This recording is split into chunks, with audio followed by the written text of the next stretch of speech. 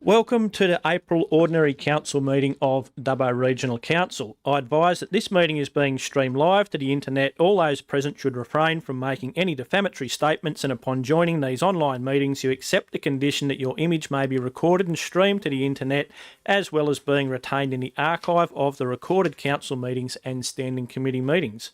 I now open the April Ordinary Council meeting, the time being 5:30 p.m. First of all, we have the prayer to be delivered by Councillor Butler, please. Thank you. Let's pray. Heavenly Father, we just thank you again for bringing us together. We thank you, Lord, that we have many things to deliberate tonight. And I pray in that process, Lord, that you might grant us wisdom. We thank you for your interest in our government, Lord. And we thank you as the Handel's famous Messiah said that the government shall be upon his shoulders, and his name shall be called Wonderful Counselor, Mighty God and Everlasting Father, Prince of Peace. Lord, we thank you for your peace here tonight, for your blessing on our deliberations, and we give you the glory in Jesus' name. Amen. Amen. Next up, we have the Acknowledgement of Country this month, delivered by Councillor Toynton. Thank you, Mr Mayor. I'd just like to acknowledge and pay respect that we gather on the lands of the Wiradjuri people, pay respect to their elders past and present, and acknowledge them as the oldest continuing culture on earth, and look forward to a productive meeting tonight and extend that respect and courtesy to every person of every tribe and every nation, and those present and those online. Thank you. Thank you. Next up is leave of absence. There's been no requests for a leave of absence, as all councillors are present tonight. Conflicts of interest. Does anyone have any conflicts to declare? Councillor Chowdhury. Thank you, Mr. Mayor. I have a agenda item 9.9, Community Funding Program 2025 to 26, round 2 recommended application. I have a non-pecuniary less than significant. I have been attended few of the event for Nepalese community, Dubbo Neighborhood Center, and Gujarati Samaj. But I never been part of any of their committee or anything. I just attended their program, and I'm staying in the room. Thank you. Non-pecuniary less than significant. Correct. Thank you. Councillor Ivey. Thank you, Mr. Mayor. I declare a conflict of interest in respect of item 9.6, which is the development application for the extractive industry quarry. I declare that I have a significant but non-pecuniary interest in respect of that 9.6. This is because I have close family members who live on Ponto Falls Road, and as a consequence I will leave the room during the debate and subsequent voting. Thank you. Thank you. Any further conflicts? No. Next up, we have the confirmation of minutes 4.1, Ordinary Council Meeting 24 March 2026. Do I have someone to move those, please? Councillor Chowdhury, seconded by Councillor Cowley. Councillor Chowdhury, would you like to speak to that? No, thank you, Mr. Mayor. Thank you. Any further debate, councillors? There being none, we'll put that. Please open the voting. Please cast your votes. Declare that carried unanimously. Next up, we have 6.1, mayoral appointments and meetings. I'll move that. A seconder, Councillor Toynton, thank you. I'll take that as read. Any discussion, councillors? No. Thank you. Please open the voting. Please cast your votes. Carried unanimously. Next, we have 6.2, mayoral expenses. I'll move that. Someone to second that, please. Councillor Chowdhury, thank you. I'll take that as read. Any discussion, councillors? There being none, we'll put that. Please open the voting. Please cast your votes. Carried unanimously. 6.3, monthly reporting snapshot for councillors, March 2026. Do I have someone to move that, please? Councillor Chowdhury, seconded by Councillor Toynton. Councillor Chowdhury, would you like to speak to that? Thank you, Mr. Mayor. Just to make a comment, like this is very useful report. Every month our staffs are bringing for the councillors and for the community. I will encourage the community to have a look and read, and if you have any questions, send it through, contact the council. Thank you. Thank you. Further debate, councillors? Councillor Cowley. Thanks, Mr. Mayor. I just wanted to ask if I might have, through you, if there's any discernible trend in visitor numbers through the Western Plains Cultural Centre as a result of the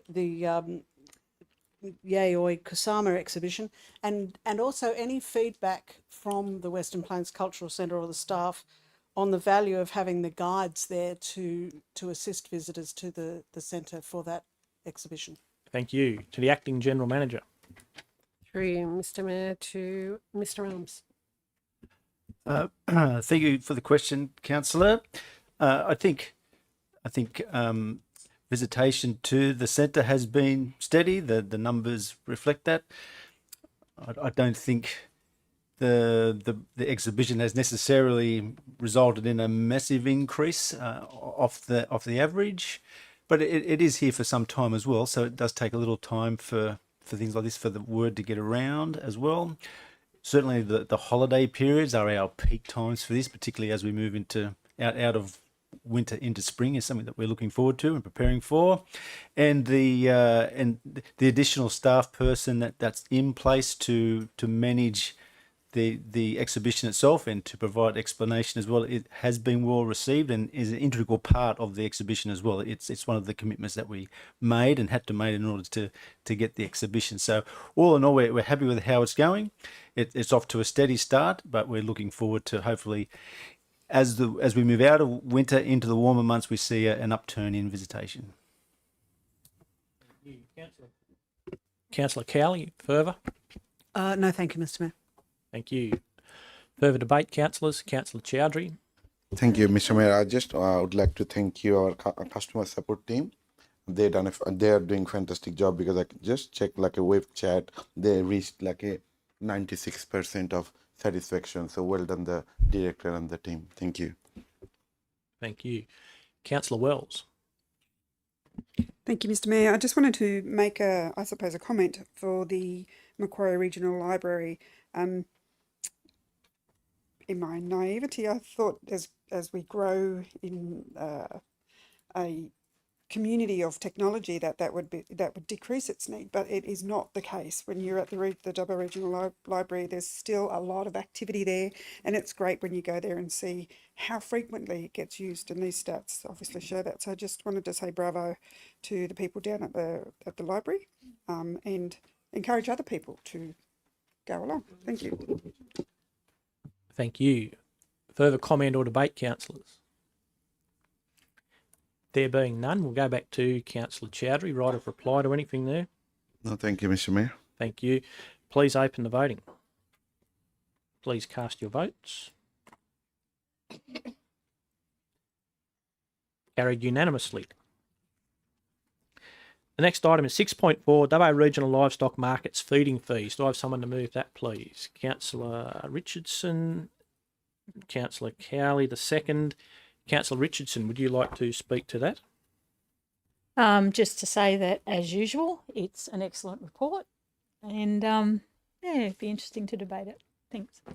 Thank you. Further debate, councillors. Councillor Ivey. Thank you, Mr. Mayor. Just a couple of questions, if I could. I don't quite understand, maybe it's my naivety, but I don't quite understand a couple of bits about it. The dollar a head covers what? And I understand that the actual feed costs are billed separatly.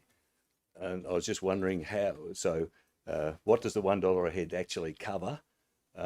What does how's the arrangements with the feed costs work? And I noticed in the document it does say that there are 4 suppliers who are invoiced regularly, but I'm not quite sure why the suppliers are invoiced if they're doing the supplying. So perhaps those 2 questions, or really there's 3, I suppose, but if could that prompt just a little bit more explanation of exactly how the system is to work? Thank you. The Acting General Manager. I'll push this through to the Manager of the Livestock Markets, Mr. Brennan. Thank you. So the $1 is like a yard due, but for our feed yards. So it's for the use of those yards out the back, if that makes sense. And then the feeders themselves, so they invoice the users, and we then invoice them for that charge. So at the moment it's 10 cents we would invoice per head to the feeders, who then pay that to us. So it'd be the same process. We would invoice the feeders for $1 and they would pay that to us. So it's for the usage of the facility. Back to the Acting General Manager for further explanation. Thank you, Mr. Mayor. So at the end of the month or at the end of the week, the feeders advise the staff how many head they've sold. So therefore, then we put the $1 or the 10 cents charge on every stock that they notify us that they've sold through the yard. They then combine our fee and their fee to invoice their users once. Councillor Ivey, further. Just a follow-up question then. So the dollar a head, council staff don't actually have to make any input into that feeding at all. So it's just, as the manager said, it's just for to cover the costs. And did we do any analysis of what a fair sort of figure would be? I mean, how do we know it's $1? Could it be $1.50 or 60 cents, or could it be $5? What is the actual cost of tying up the yards for that length of time? Did we do any analysis, or is it just more it seems to be about what other people are charging or other organisations are charging? The Acting General Manager. Yes, it's been based on a comparison to what other yards are charging for feeding at public available information that we can access. Further, Councillor Ivey. Further debate, councillors. Councillor Toynton. Thank you, Mr. Mayor. Just noting on the report of 6.4, how was it determined that the loss was 246,500 per annum rather than being more than that or less than that? How did we arrive at that figure? The Acting General Manager.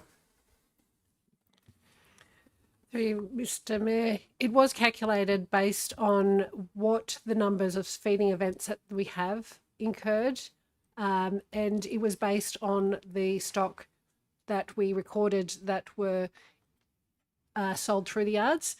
Then it was, if it was 10 cents versus $1, it was the comparison between the two. Councillor Toynton, further. Yes, thank you. So these heads of livestock, are they counted by council staff, or is it reliant on someone reporting it and saying there was 2,000 head there when there could have been 5,000? Like, is there any way that we physically verify that, or are we relying on a as reported basis? Acting General Manager. The process has been that the feeders do report their stock numbers to the staff. We do have a license agreement with those operators to operate a feeding service at our yards. There is a regular audit of the stock that they do are recording to us to enable us. We are not counting each of their heads to verify. We are relying on them to report, but we are saying that if they will have incidences or warnings, like if they were to misuse or not report correctly in their license agreement. Councillor Toynton, further. Further debate, councillors. If there's nothing further, we can go back to the mover for right of reply, Councillor Richardson. No, thank you, Mr. Mayor. Thank you. We'll now put that motion. Please open the voting. Please cast your votes.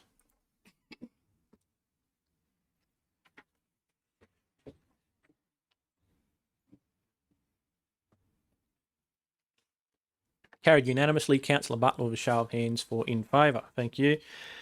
6.5. Standing late report questions from councillors. Do I have someone to move that, please? Moved by Councillor Wells, seconded by Councillor Wright. Thank you. Councillor Wells, would you like to speak to anything there? Ask any questions? No, thank you, Mr. Mayor. Thank you. Any debate, councillors?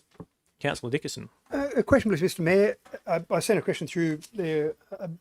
Obviously, it's appeared in the papers there, and I wasn't deliberately doing late. I was only reading some of the papers over again last night, and came up with them those questions there. But I'm interested in terms of how late a question could be asked by a councillor for then it to appear in the business papers. So, for example, if a councillor sent through something at 3:30 this afternoon, would it then appear in the business papers? What's the the cut-off in terms of those questions? Acting General Manager. The current cut-off is 2 p.m. on the Tuesday. Further questions about those answers to questions on notice, councillors? There being none, we'll put that. Please open the voting. Please cast your votes.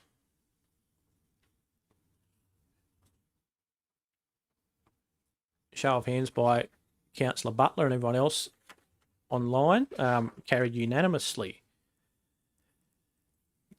Next up, we have matters considered by committees. Unless there is an objection, I propose that we move the following items on block 7.1 through to 7.12. Does any councillor wish to amend that? Speak against it? No? Okay. Would someone like to move that? Councillor Chowdhury, seconded by Councillor Richardson. Councillor Chowdhury, would you like to speak to any of that? No, thank you, Mr. Mayor. Thank you. Further debate, councillors, on any of those committee reports from last time? There being none, we'll put that. Please open the voting. Please cast your votes. Carried unanimously. Next, we have notices of motion. 8.1, New South Wales Local Government Amalgamations 10-year review of effectiveness. Moved by Councillor Dickerson, seconded by Councillor Wright. Councillor Dickerson, would you like to speak to your motion? Yeah, thank you, Mr. Mayor. It is coming up on the 12th of May this year, the 10-year anniversary of the amalgamation that took place, obviously, in 2016. And there was a lot of talk at that particular time about the reasons why the state government was taking 42 councils across the state and reducing those to 19. There was a significant debate. There were meetings being held both here and in Wellington across the state. Some councils chose to take court action and incur hundreds of thousands of dollars, sometimes millions of dollars in costs to the local community. So a whole range of things happened at that time. And there was some tension and certainly some emotion during that whole process. We've now gone forward 10 years, and it'd be a good chance, I think, to look back and see the effectiveness of those amalgamations, to see where there have been some wins, where there have been maybe some losses, where things have occurred that could be done better. Maybe we've learned along those lines. And this is certainly looking at Dubbo and Wellington because that's what we're familiar with. But I would like the state government to look across the entire state. When you've got 42 councils down to 19, surely they've got some information, some data from all of those to see what's worked and what hasn't worked as such. I'm really focusing on the 2016 amalgamation. So there are some other ones that occurred back in 2004, and one that is in our area, for example, is Midwestern Regional Council that was formed from 3 councils down to Midwestern. And so I'm not talking about those particular amalgamations. That's going back 22 years ago. I'm really focused on those ones from 10 years ago. So what I'd really like is, if this is resolved this way, for the Mayor to send a letter off to the state government and ask for them to do a review of those across the state to say, how have they gone, what lessons have we learned, and what could we do better? Because we're one amalgamated council, but there are 19 amalgamated councils across the state. Are there lessons that have been learned in some of those other areas where they have been better than us at bringing some of those councils together? Have we done things better than other councils? Can other councils learn from what we've done? So I think it's a good chance to sit back and just have a look in the rearview mirror to see how things worked and maybe what we could do better. Thank you. Thank you. Further debate, councillors. Councillor Ivey. Thank you, Mr. Mayor. I am generally supportive of this motion, but I was wondering whether the mover might consider an amendment, and that is to take out point 4, which is specifically referring to the Dubbo and Wellington situation. I think to ask the state government to look into whether there were between Dubbo and Wellington, whether there were improved outcomes for Wellington and Dubbo and whether the benefits were delivered or not, I think is likely to just rake over some old wounds. It's likely to knock the scab off something that's just about healed. And I don't know that in going specifically to council, the Dubbo and the Wellington LGA, combined now LGA, really is going to help with the bigger picture, which I think all the other points in that motion raised. I think it's a very good idea to have a look at whether amalgamations were successful, whether there were lessons there, whether things could be done differently, whether they should still, whether there's some legacies out of that that could still be adopted. But I'd rather see that on a larger scale than rather doing that and also then just honing in on some specific things about Wellington and Dubbo, because I don't think it's going to do any good. So I would just ask Councillor Dickinson if he'd consider removing that point 4 from the motion. Councillor Dickinson. So, Mr. Mayor, with your permission, what I'd like to do based on that, I don't want to get hung up on that one part of it because I think the whole motion still makes sense. I'm happy to remove that and foreshadow an amendment where we will debate the rest of it. And if that then gets up, then I'll move an amendment for just point 4 and then we can debate that separately. I don't want to lose the whole motion based on just that one part. So I'm happy to remove that, point 4, and just have points 1, 2, 3, 5 and 6. Obviously 5 moves to 4, 6 moves to 5, and have that as the motion. And then I'll go forward if we get that one up. I'll just get some advice here, given that we can't foreshadow motions anymore under the new code of meeting practice.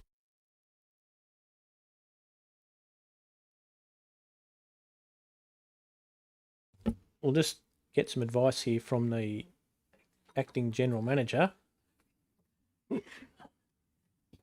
Through you, Mr. Mayor, to Ms. Rouse. The mover of the motion can withdraw point 4 and put the motion up with the remaining points. Before, it would be best, before you vote on that motion, to move an amendment regarding point 4. Then if that amendment got up, it would become the full motion. If not, you proceed without point 4. That makes sense. So, Mr. Mayor, again, with your permission, I'm happy to move the motion minus point 4, and then while I'm standing, I'll move an amendment, which is point 4. And then we can debate point 4.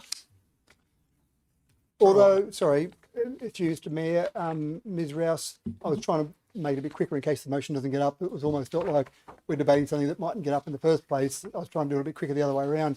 Couldn't we just debate the motion minus point 4? If it doesn't get up, save some time. If it does, then I can move an amendment to a motion that's just been passed. That's the way I was thinking of doing it. We'll just get some further advice under new code of meeting practice. Once you vote on the motion, you can't put an amendment to the motion. It'll be done and dusted. It'll be a secondary motion from the floor. I know. Okay, I take that on board. So yes, I'll move the motion, and then I'll move an amendment so we can debate the amendment, and then we'll debate the overall motion. Thank you. Is that okay with the seconder? Councillor Wright, thank you. So that's what we're doing now, councillors. So this will be points 1, 2, 3, 5, 6, as it appears in your business papers, minus point 4, and then there'll be an amendment in a minute. The amendment's now, as I understand it from... All right, well, that's your amendment. Yep. He's agreed to that. You've moved the amendment. I'll speak to the amendment very briefly. So the reason I put point 4 in there was really because we are Dubbo Regional Council, so it made sense to look at the overall picture, but I'd also be interested to see how the amalgamations work from the state government's point of view in this particular area, as my very brief talk to point 4 only. Seconded by Councillor Wright. Confirm that. Yep, that's all right. Further debate, councillors. Councillor Ivey. Can I just, for the record, reiterate my earlier comments? I don't think that it's going to do anyone any good to have the state. If we really want to do that to find out some of the things, perhaps that's some internal thing that the council could do. But I think to ask the state government to do it, one, we won't get the right answer or good enough information anyway, but I presuppose that. But secondly, as I think it just runs the risk of opening some wounds, as causing a lot of discussion, which is going to be negative, and let's just move positive. Let's move forward positively, and as I think moving forward positively doesn't mean that we shouldn't do the rest of the motion. I think there's some advantage and really some good things could come out of that. But I don't see that concentrating on Dubbo and Wellington is really going to do much good. Thank you. Thank you, Councillor Ryan. Yeah, look, I'd just like to say I think if we're going to look at the investigation of what has worked and what hasn't worked, I think we should ask the residents of who it actually affects, not state government. Let's ask the Wellington ratepayers and people that live in our area and see what their thoughts are on if they think the amalgamation has worked or it hasn't worked. They're the guys on the ground that are living through it. So let's ask them if we're going to do it. But I do agree with this motion, minus 0.4, no dramas. Further debate, councillors. Councillor Wells. Thank you, Mr. Mayor. Look, I don't have a problem with the motion with or without 0.4. In fact, I actually think it's good governance or good business to actually reflect, do lessons learned, find out where you went well, what do you need to change, and I don't think that. So just point of order. Sorry, Councillor Wells. Yeah, talking about 0.4. Yeah, just I thought the councillor was talking about just 0.4. That's all right. Continue on. Sorry, I'll withdraw. Righto. Yeah. Continue about 0.4 if you keep Just going. happy to have it in there is what I was saying, because it's good to learn lessons learned and how to improve yourself going forward. Thank you. Thank you. Further debate, councillors. I'll just quickly say something on the way through. Look, Councillor Ryan's suggestion is very good. Bit of a ask people how they think it's going, and we'd probably find a whole heap of things that we could do better and improve as a council. I know that we just had our big survey recently, but we can always do another one just on the amalgamation.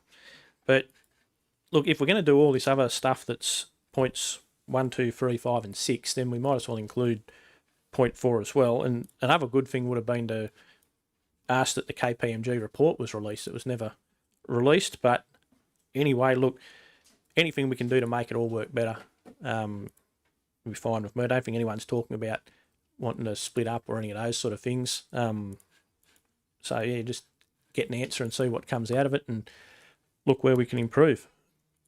Thank you. Further debate, councillors? Councillor Toynton. Thank you, Mr. Mayor. More just a question. Does this motion then seek to fuel the debate for a demerger, noting that Councillor Dickinson, the mover of the motion, has told Radio 2 to you in the past that the egg's been cracked and the omelet's made, there's no chance of a deamalgamation. I'm just not seeing where this motion's actually going. Like, is it a information gathering exercise for a later motion, or what is it actually achieving? And ultimately, what's it anticipated that this will cost to prepare this report? So that's 0.4 of this. Councillor Dickinson, did you want to answer that? Any of that at all for about 0.4? Our amendment? I'm struggling to see how that's a comment on 0.4, but I suppose those comments are more relevant in the overall motion and maybe leave it for there, but it's pretty simple for what I've got. I just think it's a good idea to look at the 10-year anniversary and see if it's worked. I have no thoughts of deamalgamation, as Councillor Toynton said. I've said before, the egg's broken now. There's no point going back and looking at that. If any deamalgamation occurred, it would have to be driven by the residents. It certainly wouldn't be driven by me, and I doubt it'd be driven by council. Thank you. Councillor Toynton, that answered that one. Thank you. Any further debate, councillors, on 0.4? No. We go back to the mover, Councillor Dickinson, for right of reply to anything there. No, thank you. All right, thank you. We'll put that. Could you please open the voting on the amendment, which is your original 0.4?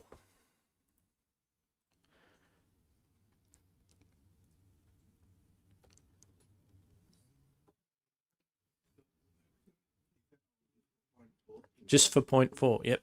Just the amendment 0.4.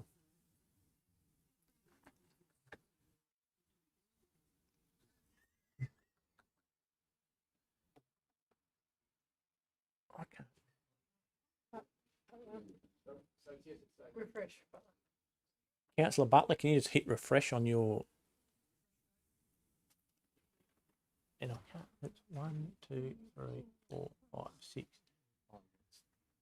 That'll be carried six votes to 5. It's a bit of reflection. I can't see on the screen. Oh, that one's better. 6 votes to 5. Carried that one. So the amendment becomes the motion. Now we go back to all of the original one. Points 1, 2, 3, 4, 5, 6. And we open debate on that. Councillor Dickinson, would you like to say anything? I've already spoken to that original motion, Mr. Righto. Mayor, so I wouldn't dare break my rules and start speaking again. Any further debate, councillors? Councillor Ryan. Yeah, I've just confirmed that Councillor Dixon does not want a divorce from Wellington. I'm just letting people know that before we do vote. Thanks. Trial separation. Any further debate, councillors? Councillor Wright. Thanks, Mr. Mayor. Look, I'm happy to support this. I was around in a role at the time, and certainly there was a lot of uncertainty, a lot of confusion as to about how it would look. I think moving forward, over the 10 years, there's been a lot of positive outcomes for our region, but certainly this was forced upon by the state government at the time, and I think some of it seemed to have been rushed through. I think because we're looking at it now 10 years down the track, and there certainly are some legacy items that this council carries that may not have been thought out quite clearly or thoroughly enough by the state government when they forced that amalgamation. I'd hope that this sort of report would demonstrate that will help a government learn and understand that those types of decisions need to be made, I suppose, with much more clearer consultation with the councils involved. And I look around our region here now, and there's certainly a lot of larger councils with smaller councils around them as well. That I don't believe that, or I believe that future amalgamations could still take place. So I think this report will hopefully help us learn some lessons of that incident that happened 10 years ago for future decisions that might be made by a state government going forward. Thank you. Further debate, councillors? I'll just quickly say that, noting that we've got 4 councillors who are Wellington based now, not just the 2 from the old Wellington ward, I think that's been something that was really seen shine through. And it would have been good to have that KPMG report released 10 years later. Just everyone's been busting to know what was in that all these years. It's still a secret. Any further debate, councillors? There being none, we'll go back to the mover, Councillor Dickinson. I did actually think about that, Mr. Mayor, putting the request for the KPMG report, but I thought that would make it a bit too political, so I deliberately left that part out. But I think there's enough discussion around there, so I commend councillors to vote for that, and hopefully the state government might come up with some sort of report. Thank you. Please open the voting. Please cast your votes.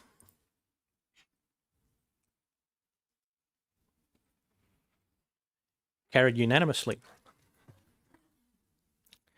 The next item is 8.2, request for Medicare Urgent Care Clinic in the Dubbo Regional LGA. I'll move that, and this is that the Mayor write to the Commonwealth Minister for Health and Ageing, to the Assistant Minister for Rural and Regional Health, and CC the Government's Duty Senator to request funding for the establishment of a Medicare Urgent Care Clinic in the Dubbo Region Council area. I'll move that, seconded by Councillor Wells. Thank you.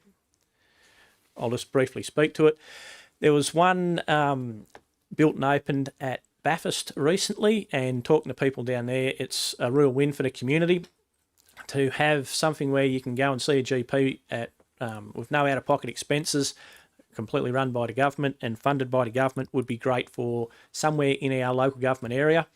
We know that it's a real problem getting access to health, not just for people in Dubbo where we have a lot of GPs, but if you go further west, people could come into Dubbo or Wellington or whichever way they want to travel, wherever the government might choose to put this clinic, and we could only improve the health outcomes for people in our region. So I ask people to support this, and we'll do a bit of a lobbying campaign with the relevant ministers and see if we can get a Medicare Urgent Care Clinic sometime within the next few years, or this election cycle, possibly. Thank you. Councillor Wells? Thank you, Mr. Mayor. Look, 100% support this motion.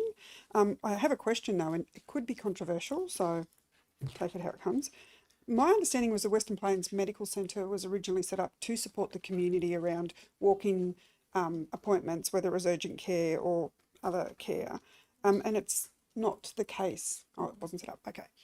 So absolutely believe that this needs to occur. Thank you. Thank you. Councillor Dickinson? I'm not familiar with Medicare Urgent Care Clinic, so you've given me a little bit of information there. Do you know, so I suppose a little more information about them would be useful. I'm just trying to look at quickly now to see a bit more information about them, but Do you know the process? 'Cause I think Orange has got one as well. Do you know the process by which Bathurst and potentially Orange end up getting their Medicare urgent care clinic? And is it just due to a lack of GPs in that community? So have they not chosen to put one in Dubbo because they think that we've got enough GPs here at the moment? Or is there something else that drives these outcomes? I'd say that it's probably based on the local member or the federal member. Politics is always part of it, noting that that's an independent seat with Andrew G. Could be, might not be. I see that Tamworth's got one, and they've got, I think, Mr. Barnaby Joyce, is that right? As their federal member up there. So, look, we need one here. We need more GPs. So that's why I was looking at this for the community. Councillor Richardson. Thanks, Mr. Mayor. I'm happy to support this. I think it's a wonderful thing. There is an urgent care clinic in Penrith as well, if memory serves me correctly. What Councillor Wells said about Western Plains Medical Centre, that's originally how it was set up. You could walk in there at 6 o'clock in the morning and until 10 o'clock at night and be seen by a doctor. But I don't know what's happened there. You've got to make an appointment now. You can never get through. So having an urgent care clinic here would actually take a lot of the strain off the hospitals, because when people can't get in to see a GP, they go straight to emergency. And then they sit there for 7 or 8 hours, which when you've got nowhere else to go, that's what you just have to put up with, unfortunately. My concern is getting the GPs out here. Because that's where the stalemate happens. Unfortunately, GPs don't want to come out west. So, but I'm happy to support it. I think it's a great idea. Thank you. Further debate, councillors? There being none, I'll just quickly give a right of reply. One of the great things about having the University of Sydney School of Rural Health in Dubbo is all the people from Western New South Wales who are training and will then go back into their own communities. So hopefully that's something that can grow in the future and provide more doctors for our region here. And I could even work at the Medicare Urgent Care Clinic. That'd be fantastic. The peak of medical training. Thank you, councillors. We'll put that. Could you please open the voting? Please cast your votes. Carried unanimously. The next item is a request for police drone trial rollout in the Dubbo Regional LGA, principally focusing on the riding of unregistered trail bikes, and I'll move that. And the recommendation, I'll just add 3 words at the end at the request of one of the councillors, and it'll read that the Mayor write to the New South Wales Minister for Police to request that the Dubbo Region LGA be included in the current police drone trial with a principal focus on cleaning up the riding of unregistered trail bikes in public places. Looking for a seconder for that, please. Councillor Richardson, thank you. I'll just very quickly say, we know that the around Dubbo and Wellington, the scourge of the unregistered trail bikes, the illegal riding of those on public roads and in parks and down through the Tracker Riley area and back and forth across the footbridge. And I've even seen them riding across the LH Ford Bridge at 10:30 in the morning. We know that recently there was a crash with a couple of youth crashing into an innocent driver on Cobra Street near the Elston Park. We know that it's not just little 10 and 12-year-olds on their Pee-wee 50 who want to just go for a ride, that a lot of these bikes are stolen. It's probably druggies delivering drugs a lot of the time. We know that the police can't chase people who aren't wearing a helmet, so of course they don't wear a helmet. And we know that the drone trial underway more at the moment, talking to people, and the police, senior police, is proving to be very successful. And this would be a real case of community safety coming first, where it's the eye in the sky. People don't even know that they're being watched by the drone. When the bike pulls up somewhere, then the police would be able to, drone operator from Bankstown would be able to tell the police where to go, and they can go around and impound the bike. It'd be good for the whole community, and it'd be just something we could do to clean up this area. And drones are probably the way of the future. We've seen in a lot of war zones recently, not saying that Dubbo and Wellington are war zones, but the improvements in The improvements in drone technology are right up there, and these drones are pretty exciting. Talking to the police in just being able to cover a real shortage of police officers all over the place when you've got a drone in the sky and you don't need an extra 20 or 30 cops running around chasing someone. So I ask for support in this, and we'll, if you don't ask, you don't get. So we'll see what we can get for our communities. Thank you. Councillor Ivey.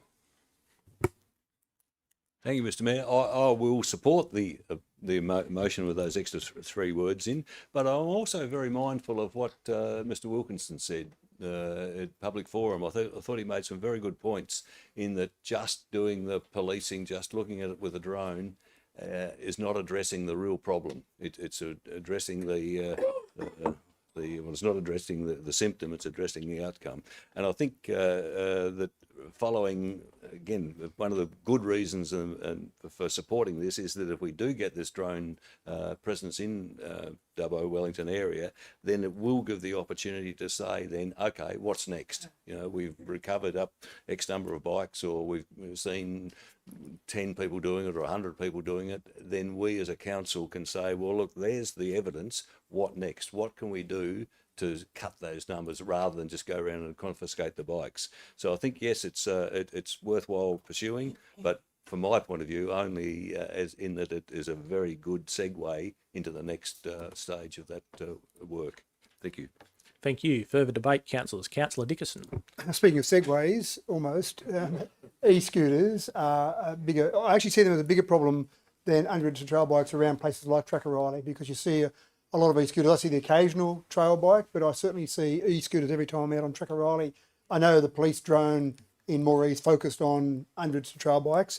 I'm not sure whether you'd consider adding in to that particular request e-scooters as well, because they can scoot along, excuse the pun, at maybe 30 or 40 kilometres an hour as well, and someone out just having a nice leisurely walk on Trackaryley can have a fair bit of damage done via an e-scooter as well. So whether it's relevant or not, whether their drone trial is going to look at that, but I see that as a bigger problem than unregistered trail bikes.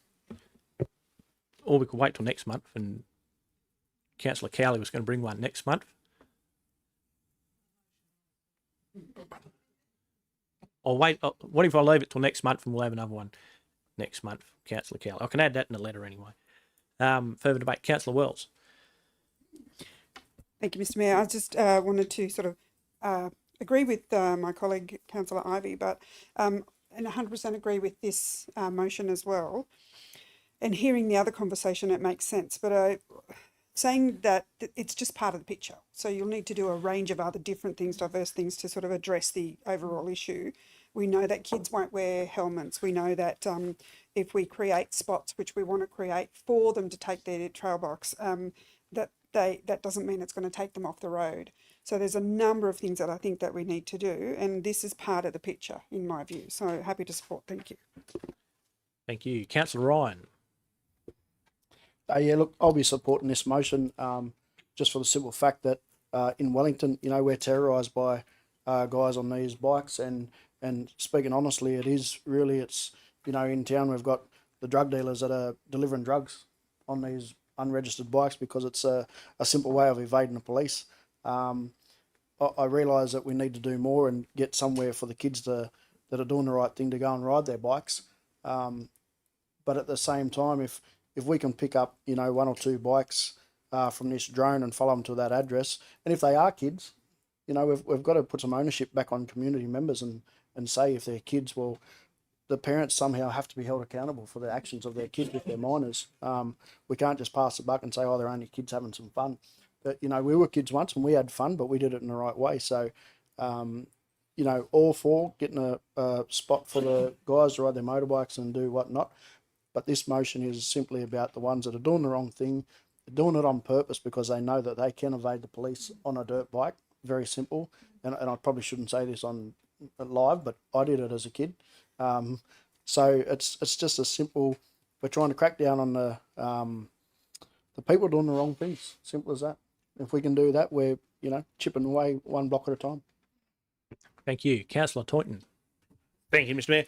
I'll agree with Councillor Ivey's assertions as well, and I'll be fully supporting this motion.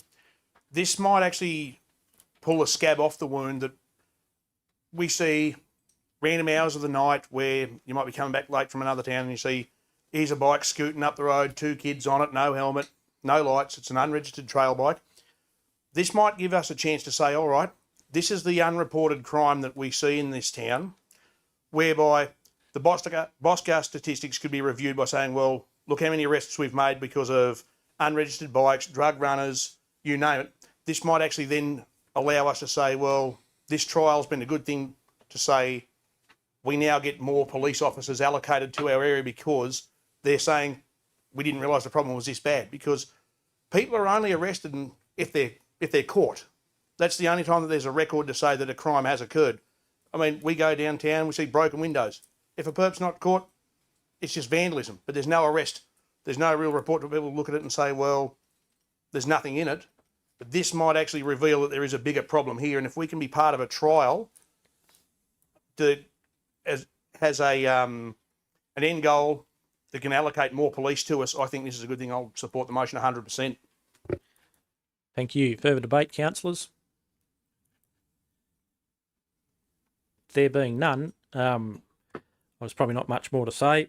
One thing I would say, though, anyone who sees or if they live near an area where there's constant trail bike riding, just report it to Crime Stoppers. It's all anonymous, and that helps build the numbers for police activity in that area and getting more police in town. With that, we'll put that motion. Please open the voting. Please cast your votes. Carried unanimously. The next item is 9.1. Dubbo Regional Council representation to the Taronga Conservation Society Australia Board. We need to move a motion here. Councillor Dickinson. I'd like to move an alternative, Mr Mayor, if that's okay. Yeah. At point 1, report be noted, and point 2, that council nominate the people as per our previous resolution of council, which has got the list there as part of the report. Whichever way Ms Rouse wants to make my words make it make sense from that, but basically just have those people nominated. We spent a long time debating that a couple of years ago, and it seemed like a good list of people to be nominated for the minister to choose from. I'll just scoot forward to that here, and that would be council nominate the councillors that hold the positions of Mayor, Deputy Mayor, the freestanding committee chairs, and staff that hold the positions of Chief Executive Officer or General Manager and Director, Strategy, Partnerships and Engagement. Is that still the same title? To be submitted to the Minister, blah, blah, blah. And on it goes. Taronga Conservation Society Australia Board. Is there a seconder for that? Councillor Toynton.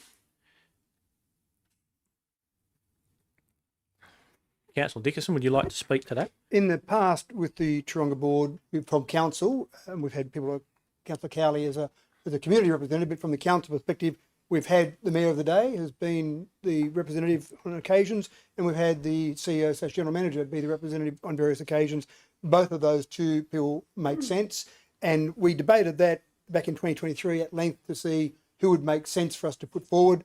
Obviously, the final decision is not ours. The Minister wants at least 2, but I think that gives us an ongoing process. And why we came at those a couple of years ago, or 3 years ago, was because we thought those positions took away the individual personalities out of the debate. So it wasn't as if someone was putting up their hand to say, well, give it to me as an individual, give it to the position. And so by those people putting forward, I think there ended up being 7 people. The Minister's got a range of people to choose from, but also they're the leadership positions on council, both at the staff level and at the council level. So that seems to make sense, and it seems to be a good process to go forward with to make that or take away the individuals from it and make it all about those positions.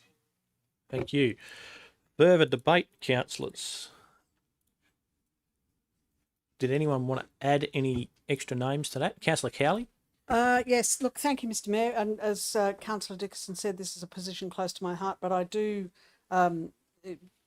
just want to clarify that I stepped away from the board after 3 terms as the community representative in June last year, so I no longer have a conflict. But I submitted a motion. Are we not nominating 2 people tonight? We can nominate more. Right. Okay. Okay. So this is redundant, isn't it? To nominate 2 people. Okay. All right. It's at least 2. At I think least 2. The wording was at least 2. Okay. For the Minister to decide. We'll go to the Acting General Manager for a bit of clarification. We do need through you, Mr. Mayor, that we do need 2 people to submit their applications. So if we nominate more, we just have to guarantee that by the close of the 6th of May, so it is a tight turnaround for applications to be in, that we have at least 2 people that do actually apply. We can have more that apply, but we just need 2 to apply. Councillor Cowley. So thank you very much for that clarification. So the decision as to whose names go forward is up to those particular people to nominate, yes? The Or onus do would we be nominate the 2? I'm just. so the onus would be on any of the people named there. The onus would be on them to get their application in by the 6th of May. Right. And as a council body, do we have any say as to who those 2 might be? No. Yep, they're in the resolution. Right.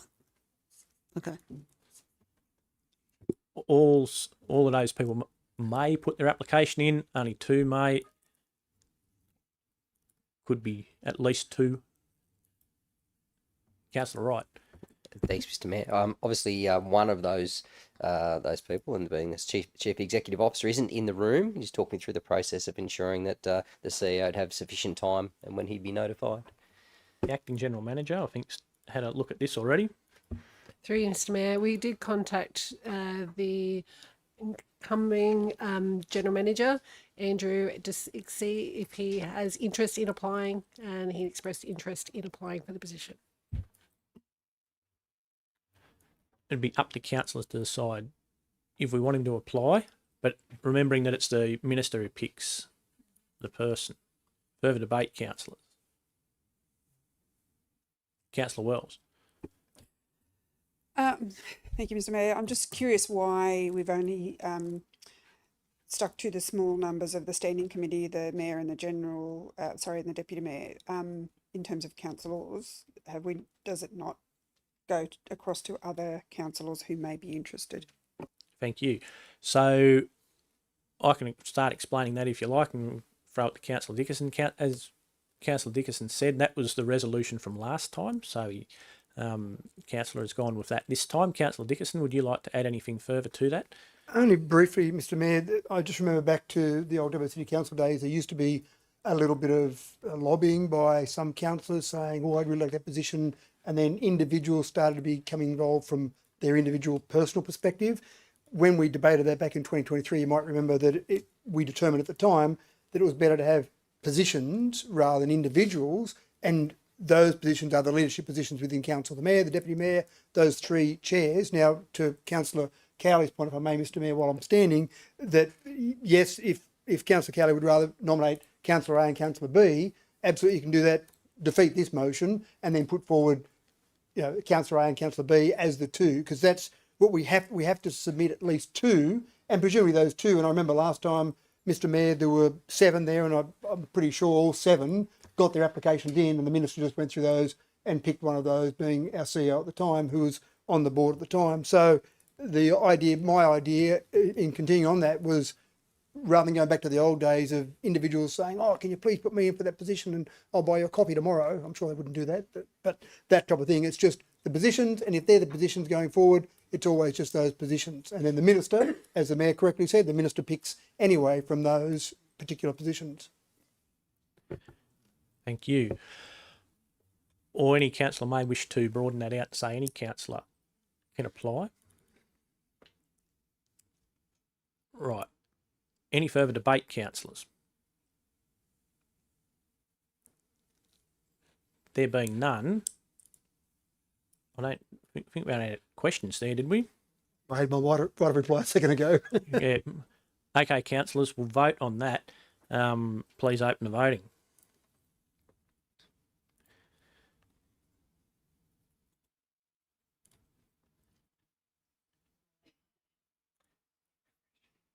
Just hit refresh, I think. Down the bottom.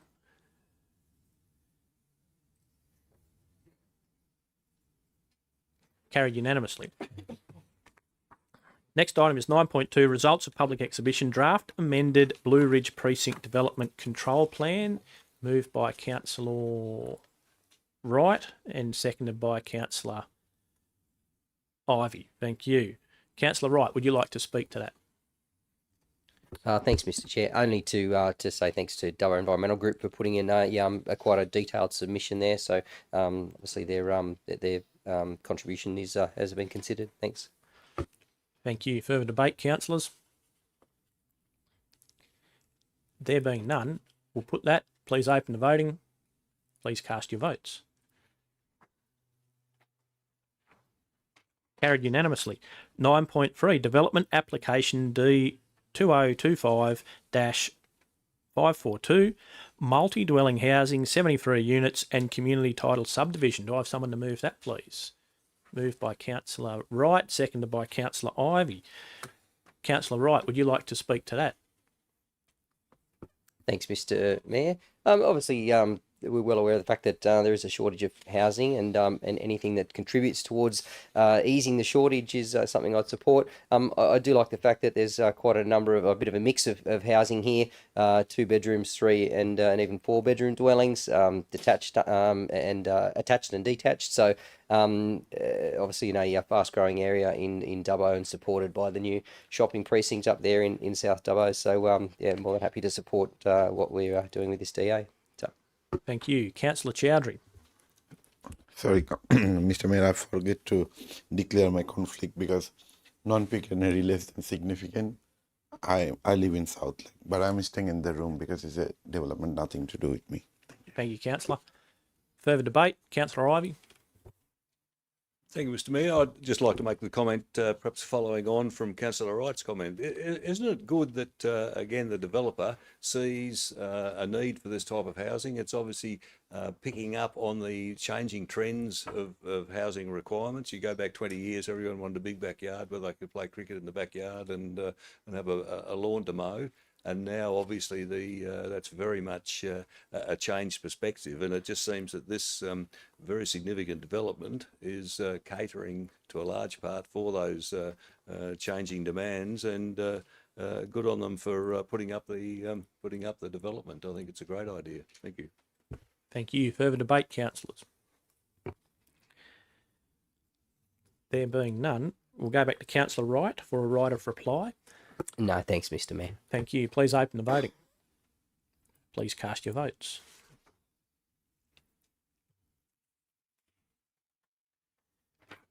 Just hit refresh down the bottom.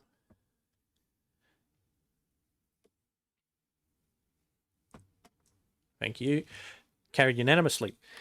Next we have 9.4, response to notice of motion CCL 2025-12-14, Future Fund utilising voluntary planning agreement monies. Moved by Councillor Wright. Pardon? Oh, thank you, Mr. Mayor. I'd like to move option 2 if we can.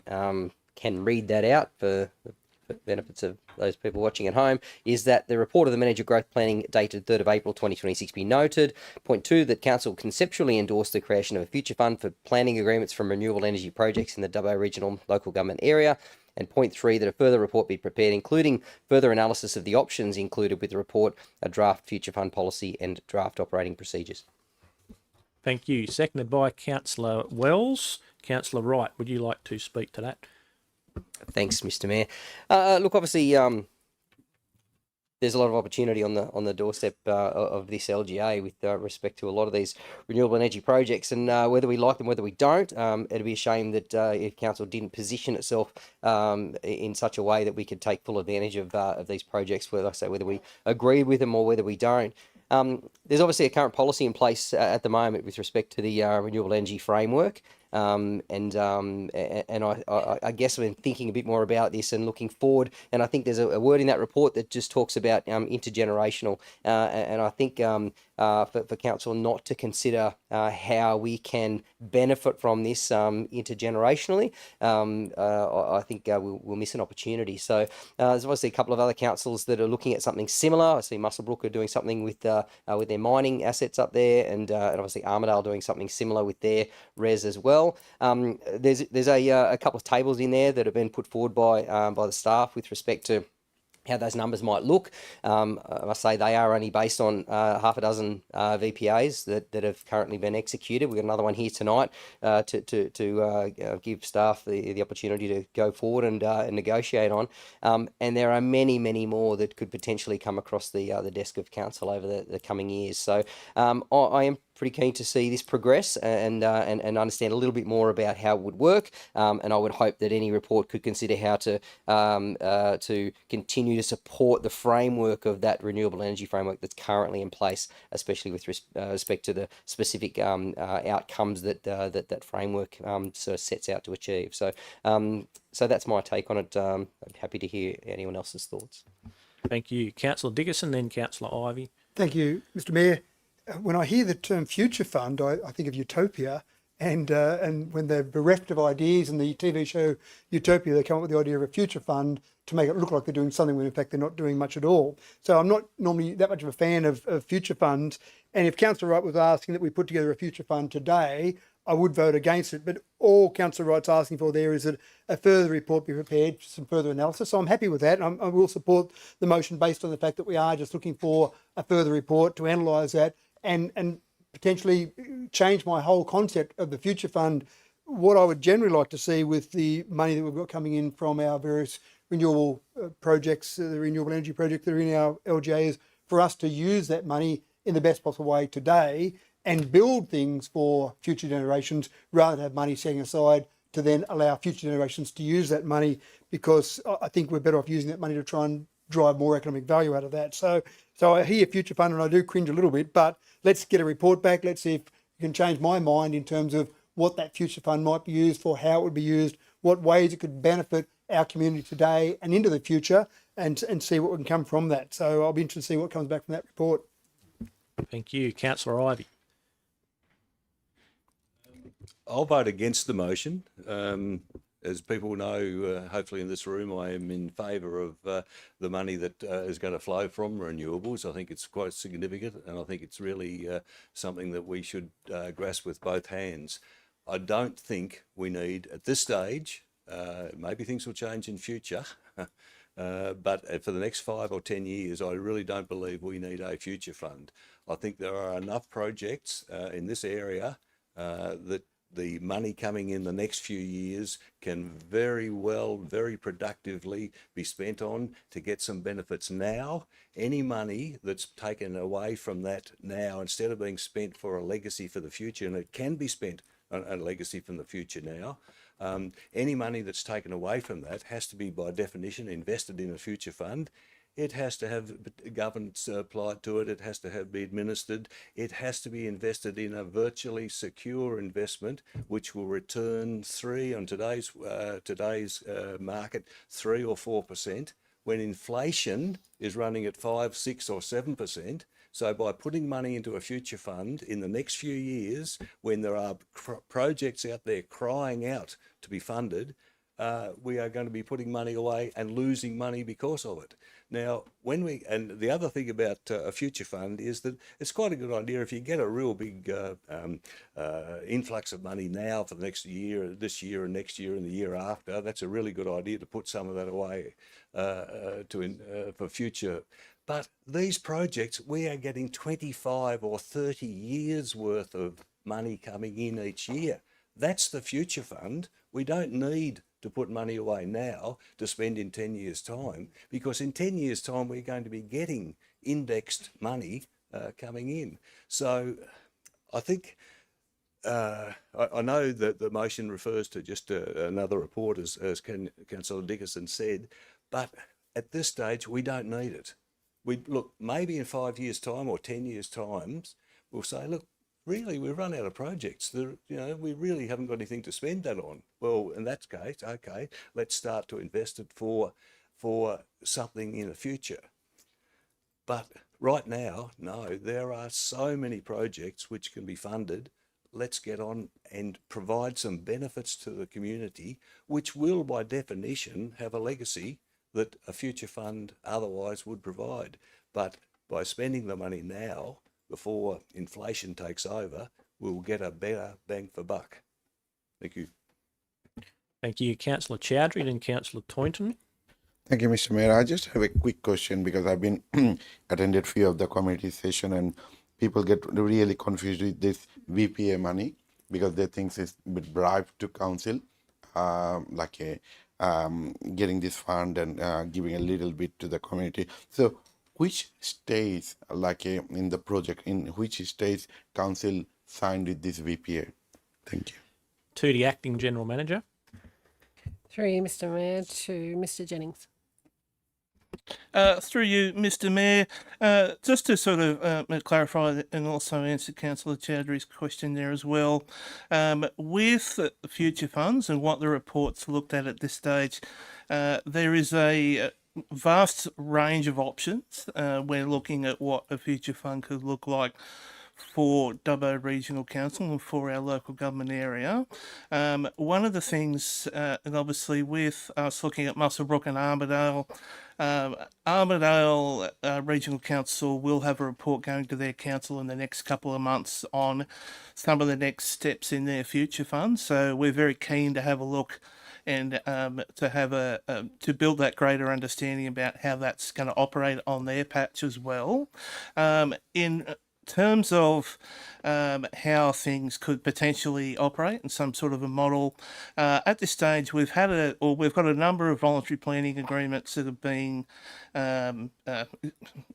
finalised, not gazetted, but what's the word? Finished, so to speak, in place, sorry, as well. But with that, it would be, from my thinking and from the team's thinking, new voluntary planning agreements, and then also looking around what that mix could be between basically business as usual with our current framework that Council adopted in December 2024, and then also what those percentages look like, which could go to some sort of future fund operating model there as well. So more heavy lifting to do, but to answer Councillor Chowdhury's question there as well, what it would be with the future fund, it would be funds that do come from the voluntary planning agreements, which would be looked at for inclusion into a future fund process as well. So yeah, more heavy lifting to do if Council resolves to take option 2 here tonight.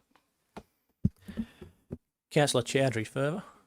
That answer. Thank you. Councillor Toynton was next, I'm pretty sure.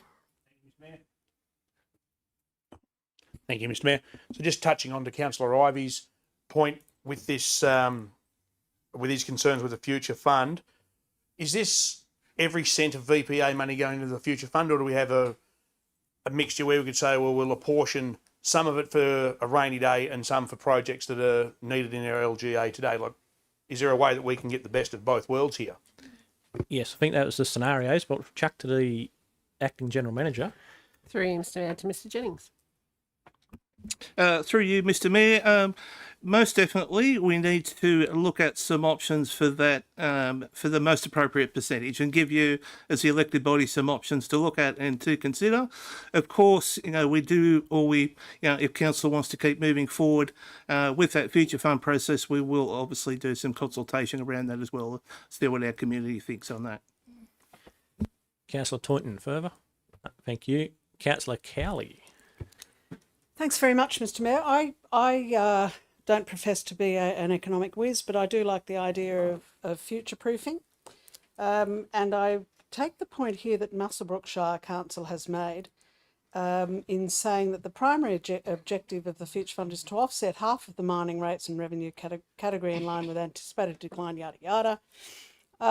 Support local industry and facilitate new and emerging services and industries through commercial property development and improve the Shire's livability and amenity. Now, we are kind of flying this aeroplane while we're building it, and we don't know exactly how this is all going to impact our communities into the future and where we're all going to land, what the social impact's going to be, what the economic impact is going to be, what the livability impact is going to be. So I am very much in favour of ensuring that we look to the future. I'm all for instant gratification. But I think we need to look a little bit further beyond the next election cycle as well, and look to making some responsible decisions in favour of our emerging generations.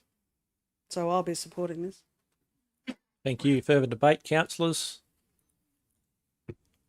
I'll just very quickly say thanks to Councillor Wright for bringing this, and thanks to the staff.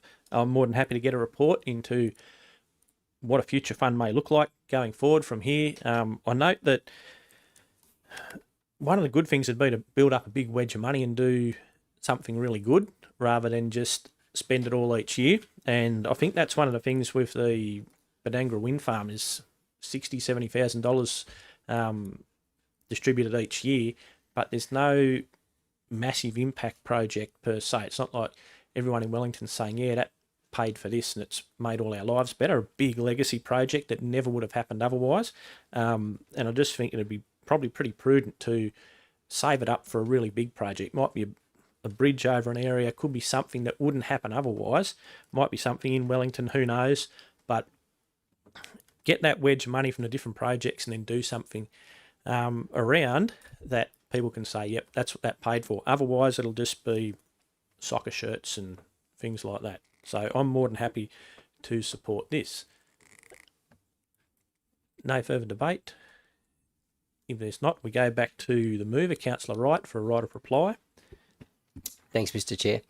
Thanks to everybody for their contribution there. I'll just put a couple of points here, and one thing I want to be mindful of is the fact that whilst the whole LGA will be affected by this renewable rollout, there are of course locations in the LGA that are going to be more heavily impacted than others, and certainly going forward with the current framework that's in place, it is very mindful of that to make sure that those areas that are more heavily or saturated with these types of projects are looked after in that respect. A couple of things I wrote here, inflationary challenges. It's certainly something I'd like to see in this report as well. Already really mindful of the fact that Council has a lot of money invested for future renewals, invested at rates lower than inflation at the moment, and in effect that's eroding our capital already. So I'd hate to see money put away for future projects, which is in effect eroding before our eyes. And I think the other thing that Councillor Ivey has requested that goes in that report is information provided on governance, management and admin costs, and I'm sure that'll be in there as well. So that can give us a bit of an idea of what this will look like. Also really curious to see what Armidale's look like. Didn't hear the word plagiarism there, but certainly it might be something we take into consideration. But thanks everybody for the contribution. Thank you. Please open the voting. Please cast your votes.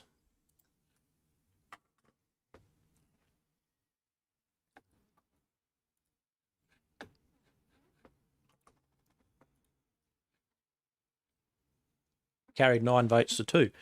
The next item is 9.5, results of public exhibition planning proposal R25-005, prohibit advertising structures in the E4 general industrial zone. Someone to move that, please. Councillor Wright, seconded by Councillor Richardson. Councillor Wright, would you like to speak to that? No, I don't think so. Thanks, Mr. Chair. Thank you. Further debate, councillors? There being none, please open the voting. Please cast your votes. Carried unanimously. The next item is 9.6, Development Application D 2025-506, Extractive Industry Limestone Quarry. Councillor Toynton. Thank you, Mr. Mayor. I'd like to move an alternative motion. Mr. Mayor, I need to declare a conflict of interest. Yeah, right. Hang on, we've got to move it and second it, then we'll declare after that. Okay. Yep. Councillor Toynton, moving an alternative motion. Yes, Mr. Mayor. So I move that point 1, that consideration of development application D 2025-506, extractive industry limestone quarry, be deferred. 2, that council discuss options for alternative access to the development with the applicant, including access from Highfield Lane. Thank you. A seconder, Councillor Ryan. Councillor Ivey. Thank you, Mr. Mayor. I'll declare a conflict of interest, a significant but non-pecuniary interest in respect of this item is because I have close family living along Ponto Falls Road. That's a direct issue to be discussed, and so therefore I will leave the room and won't take part in the debate. Thank you.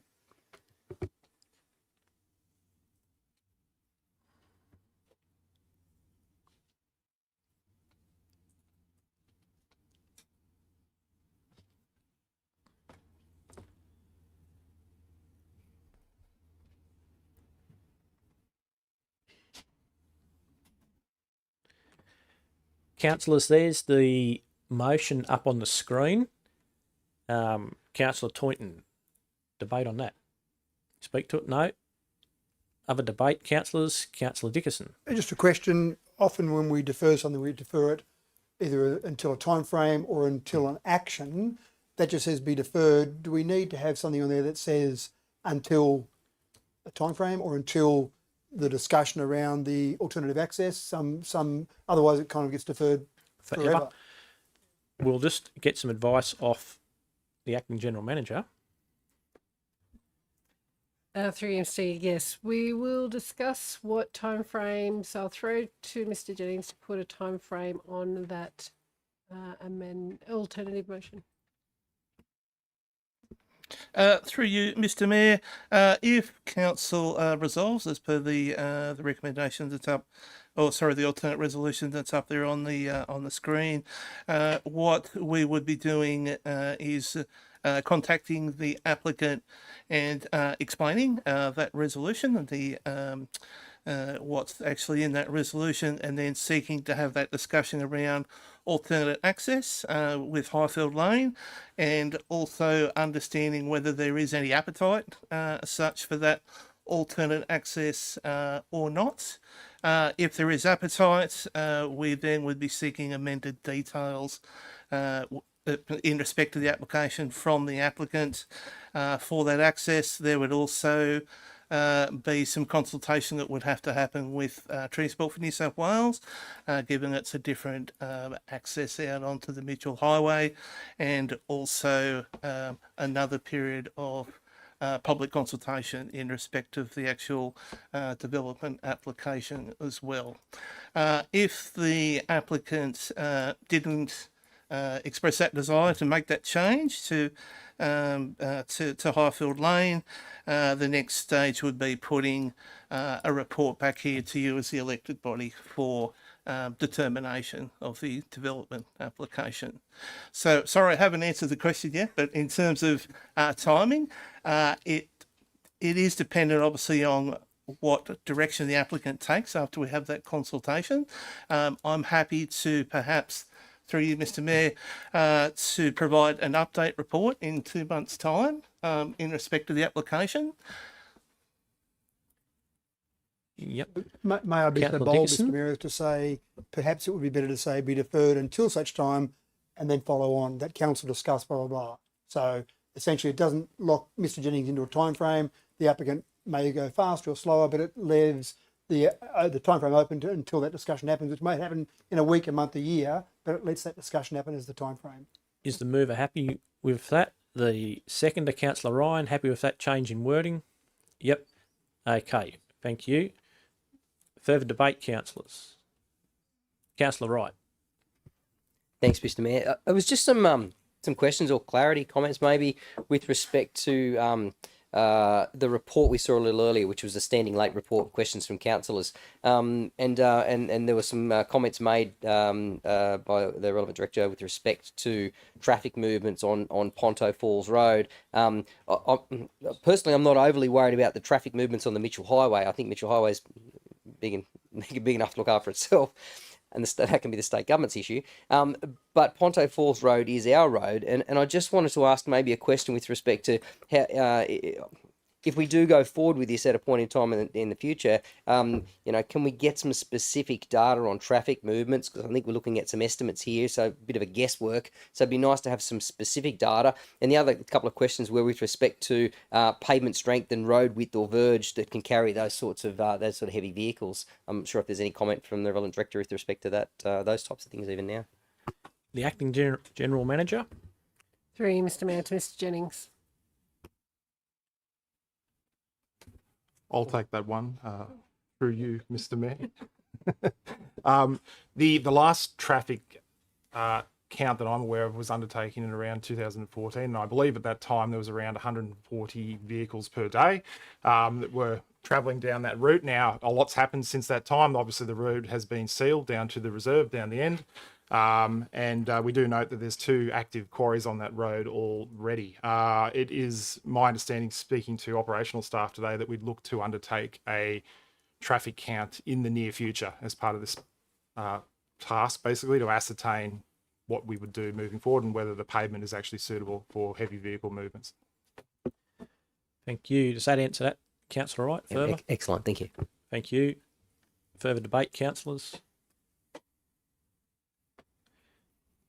There being none, Councillor Toynton for a right of reply to anything that was in an No, address. thank you, there. Mr Mayor. Thank you. Okay, councillors, we'll put that. Please open the voting. Please cast your votes.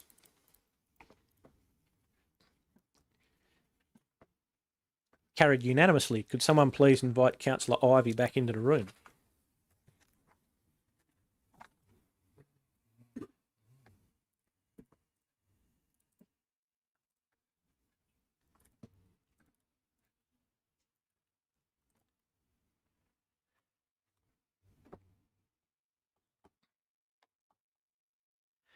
(9.7) Development Application D 2026-010 Dairy Restricted. Can I have someone to move that, please? Councillor Chowdhury, seconded by Councillor Wells. Thank you. Councillor Chowdhury, would you like to speak to that motion? No, thank you, Mr. Mayor. Thank you. Any further debate, councillors? Councillor Ivey. Only to congratulate the proponents. I mean, what a fantastic vote of confidence in the future and of the industry and of the area. It's a very significant business, and I think this community owes a fair bit to the owners. And good luck on them for expanding it and moving into the next stage of a technological really development with the way that dairies operate. So I reckon it's really good. Further debate? There being none, Councillor Chowdhury, right of reply to anything from Councillor Ivey? No, thank you. Thank you. We'll put that. Please open the voting. Please cast your votes. Carried unanimously.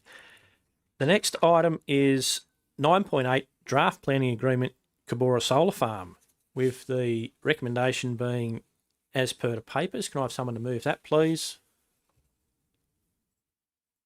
Any councillor? Councillor Dickerson, thank you. Seconded by Councillor Wright, thank you. Councillor Dickerson, would you like to speak to that? Only briefly, Mr. Mayor, it's good to see more VPAs coming forward. Obviously, this is what we're after. From our perspective, we're not the consent authority for renewable projects in our area. We really, part of our job is to make sure we're there ready to negotiate planning agreements, make sure we extract the maximum amount of dollars for our community out of these various renewable projects, and make sure we're on the front foot in this process as we go forward, rather than sitting back and waiting for potentially catching a few scraps. So I think it's important that we do that, and I think Mr. Jennings and his entire team have been very proactive over the years in making sure we're having these discussions with various proponents. Thank you. Further comment or debate, councillors? There being none, we'll put that. Please open the voting. Please cast your votes.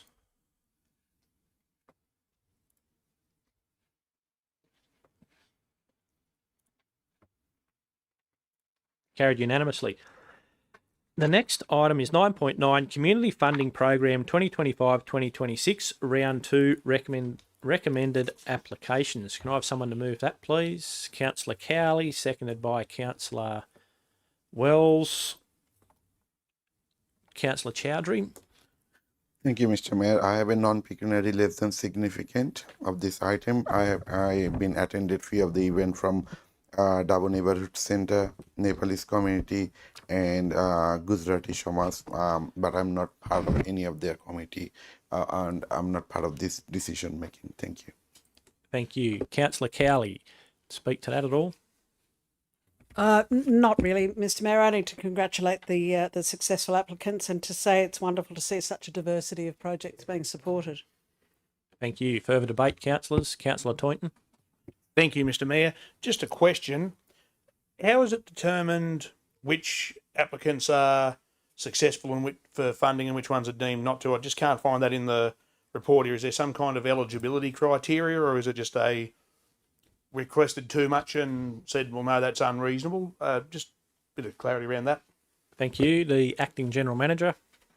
Through you, Mr. Mayor, to the relevant director, Ms. Brown, please. Thank you, and through you, Mr. Mayor. The evaluation panel look up weigh up a range of different factors in determining that decision. The total value that has been requested, but particularly whether the event would go ahead without the funding. And we make a decision to sort of allocate and make sure we can get as wide a spread as we can. Councillor Toynton, further. Yep. So just for the benefit of the elected body, would it be possible to get that report that outlines that for the next time something like this comes forward, just so we can see that whether it's, okay, this is an outright no, or that seems to be picking and clutching at straws to fund or not fund? It just, I believe it'd assist with our decision making. Thank you. The Acting General Manager. Through you, Mr Mayor, to Ms Brown. Thank you, and through you, Mr Mayor, we can certainly look at the information that we provide to Council in the report to make sure that there is clarity about how those decisions are made, sort of a bit more sort of coding around some of those discussions. Thank you. Councillor Toynton, further? Further debate, councillors? There being none, we'll put that motion. Please open the voting. Please cast your votes.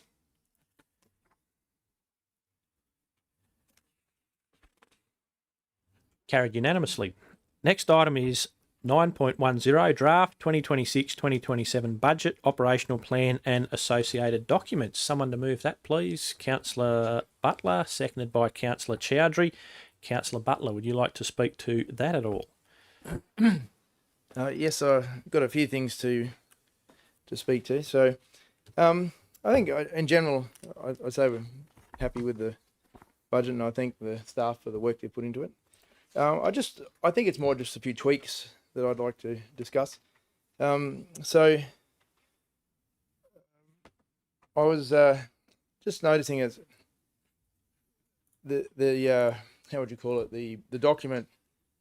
Well, put it this way: I like to have documents that appear impartial, and so I was just, some of the things I noticed seems to be very much aimed at how would we say, the idea that global warming is occurring and all that sort of thing. So just to be specific, on page 12 of the draft operational plan, it says in the second last bullet point, ensure the new developments do not place the community at risk from environmental hazards. And I mean, that sounds pretty good, but I just concerned that we aren't doing that, where in fact a lot of these new developments are actually placing us at risk. And I cite the fire at the Badangra North as an example of that. And so I guess what I would say is you know, that we do need to have a document that reflects reality, and I don't believe that reflects the reality of what's actually occurring at this time. If we look further too, in that same document, on page 10, it talks about the whole net zero thing under the healthy environment part. And again, I think it's becoming very apparent that net zero is actually a fiction, that it's actually going to just, hurt Australia. It's going to cause economic ruin, I would say, in the long term. And also it's not really an achievable target. So I would like to see that removed from the document, please. That we don't really need it to have it in there. We can still say that we, like everyone likes the environment and we want to do great things for it.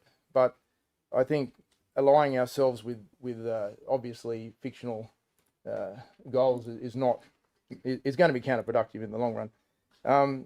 If we also look at the resourcing strategy on page 39 of the document, but for council's reference, it's page 41 in regards to the actual indexing at the top of the box where it talks about pages. So it's, like I said, 39 in the report, 41 in the actual reference. It talks about council's, how would you call it, context, and it talks about the effects of climate change, including rising sea levels. And I think that's a rather humorous one, considering we live in Dubbo. I think the context of rising sea levels is probably not one of our issues that we would be, most concerned about. Perhaps more in a global sense. But I'd just like to share a little one here. This is Dr. Robert Balling from the IPCC. Notes that there is no significant acceleration in the rate of sea level rise during the 20th century has been detected. This did not appear in the IPCC summary for policymakers. So I think it's fair to say that, again, another little fiction, just to back it up. Tuvalu, which was predicted to have fallen into the ocean at this point, manifestly hasn't, and in fact has increased in area. So again, the Australian, I think it was, forgive me if I get it wrong, so I better not mention their name, but an article was written in a major line paper that said the Opera House would be inundated by 2025, and I think there's plenty of people here who know it's still there. Dr. Plimer has also weighed in on the debate, and the Fort Denison is still there. So I think what I'm concerned about is a misunderstanding of the whole situation, a pushing forward of an agenda that is actually not correct, and it's fiction.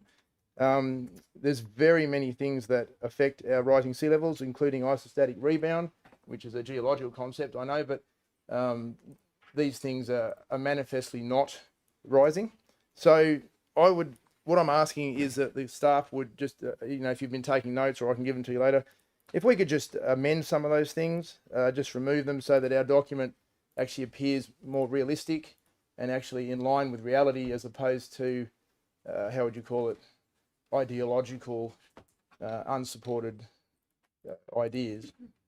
And just another concern I have, just one, I think it was one last one here, page 37 of the workforce management. It talks about people identifying as female, and I'm just concerned about that one too. I think unless we want it on the left-hand side where it says people with disabilities, to be consistent, we should say people that identify with disabilities or identify as disabled. And so I just think there seems to be an unevenness here that's I find concerning. I'd like just to say that there's people that identify as female would just be that we have people who are female, not to do with identity. I think we understand that's how would you call it, something that some people understand, but I think if we're doing a policy document, we need to, again, like with the climate, we need to identify some reality. So is that possible? As I guess it's a question to the staff or the general manager, can we please have those items adjusted so that our document reflects, how would you call it, a reality as opposed to ideas that some people have. All right, thank you for your time. Thank you. Question to the General Manager about that. Through you, Mr. Mayor, it would be my recommendation that the document goes out on display as is. We do get community consultation and feedback from the documentation, and we can consider any feedback on the documentation at its final adoption in June. Remembering this is a draft to go out on public exhibition for submissions. Thank you. Councillor Dickinson, then Councillor Chowdhury. So if I can just ask a question so I don't burn up my debate, Mr. Mayor, would it be more relevant if Councillor Butler wanted to make changes in the document rather than asking a question as we heard then? Would it be more relevant if Councillor Butler moved an amendment to make those changes, and that can be voted on by the council group, and then that could go forward as to whatever went out to the public? How to go for getting that as a question? Possibly. Let's do. General Manager, you want to answer that? Through you, Mr. Mayor, if Councillor Butler did want to put an alternative, he can amendment in, he can propose one. We would just need to get some wording as to what that amendment would be.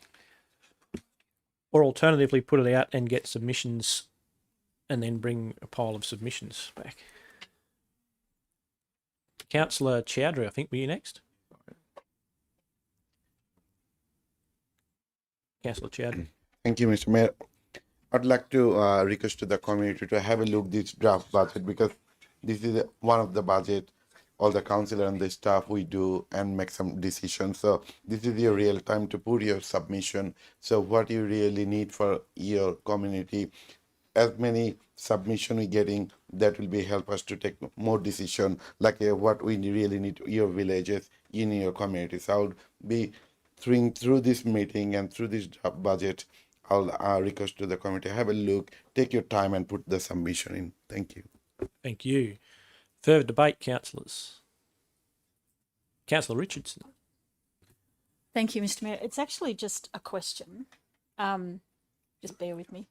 So if we send it out for public display, as is at the moment, and it comes back and the public have said, well, yeah, we want some of those taken out, can we then debate to get more taken out? Yeah. Is that, yep, we can do that? Yep. Cool, okay.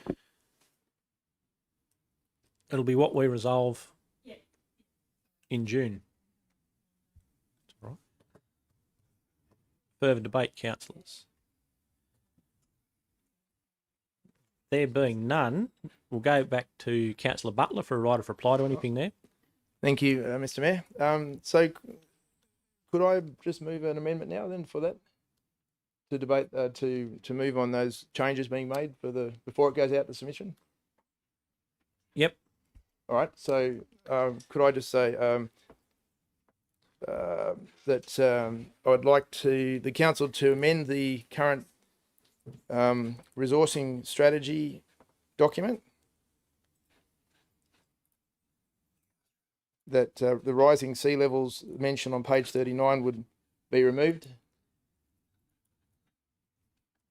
Right, we'll have to get this typed up. Takes time. Oh yeah, okay.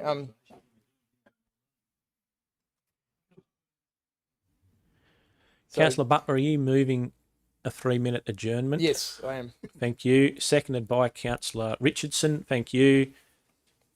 Let's put that. All those in favour. We'll just do it show of hands. Against. I declare that carried unanimously, noting that Councillor Chowdhury is out of the room. We'll now have a 3-minute adjournment. Please pause the web streaming while we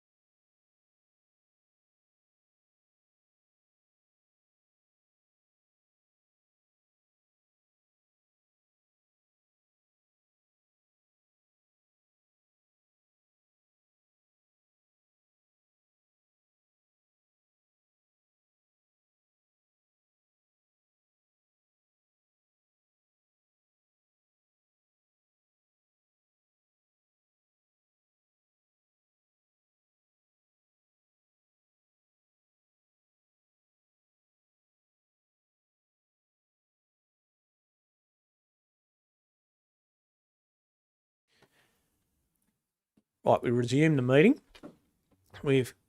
Councillor Butler has moved his amendments as per the screen. Is there a seconder? Councillor Richardson, thank you. Councillor Butler, would you like to speak to your amendment? All right, thank you, Mr. Mayor. I think I did mention quite a bit already, so just briefly to recap, I just would like to see a document that goes out to the general public to just, I guess, be ideologically neutral to some degree, that we don't perhaps succumb to the fairly, I guess you'd call it, some call the woke environment.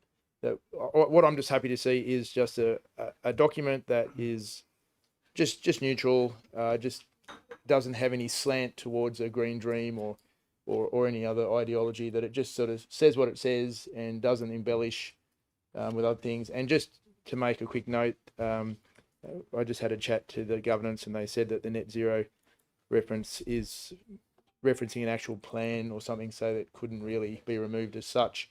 So I understand that advice and I thank them for it. And I think that's pretty much it. Thank you. Thank you.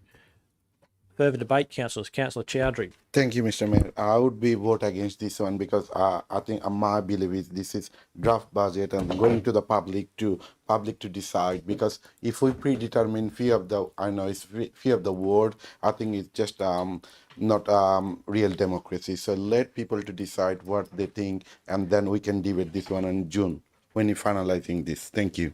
Thank you. Further debate, councillors. Councillor Wells.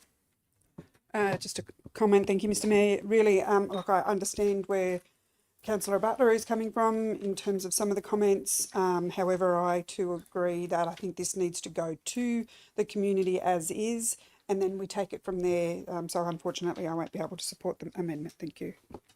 Thank you. Further debate.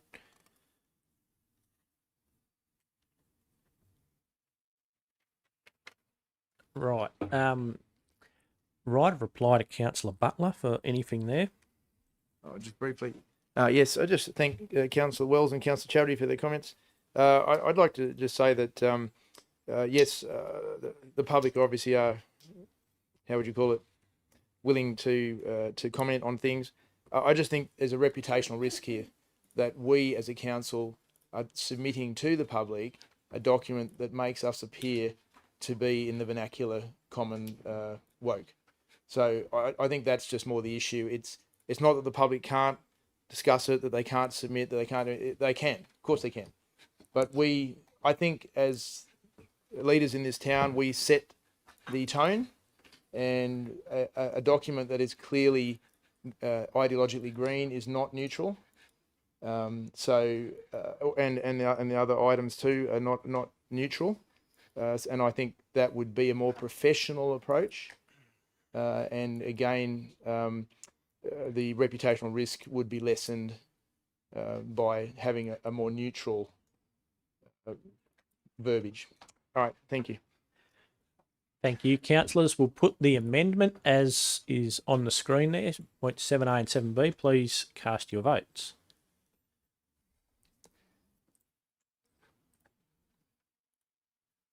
Refresh. All right.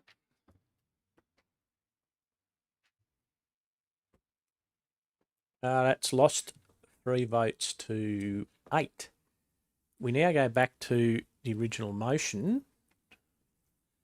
Any further debate on points 1 to 6 on the original motion to put out the draft budget as it is and call for submissions to come back to the June meeting? If there's no further debate, write a reply to Councillor Butler for any debate that was on the original motion. No, thank you, Mr. Mayor. Thank you. We'll put that then. Please open the voting. Please cast your votes.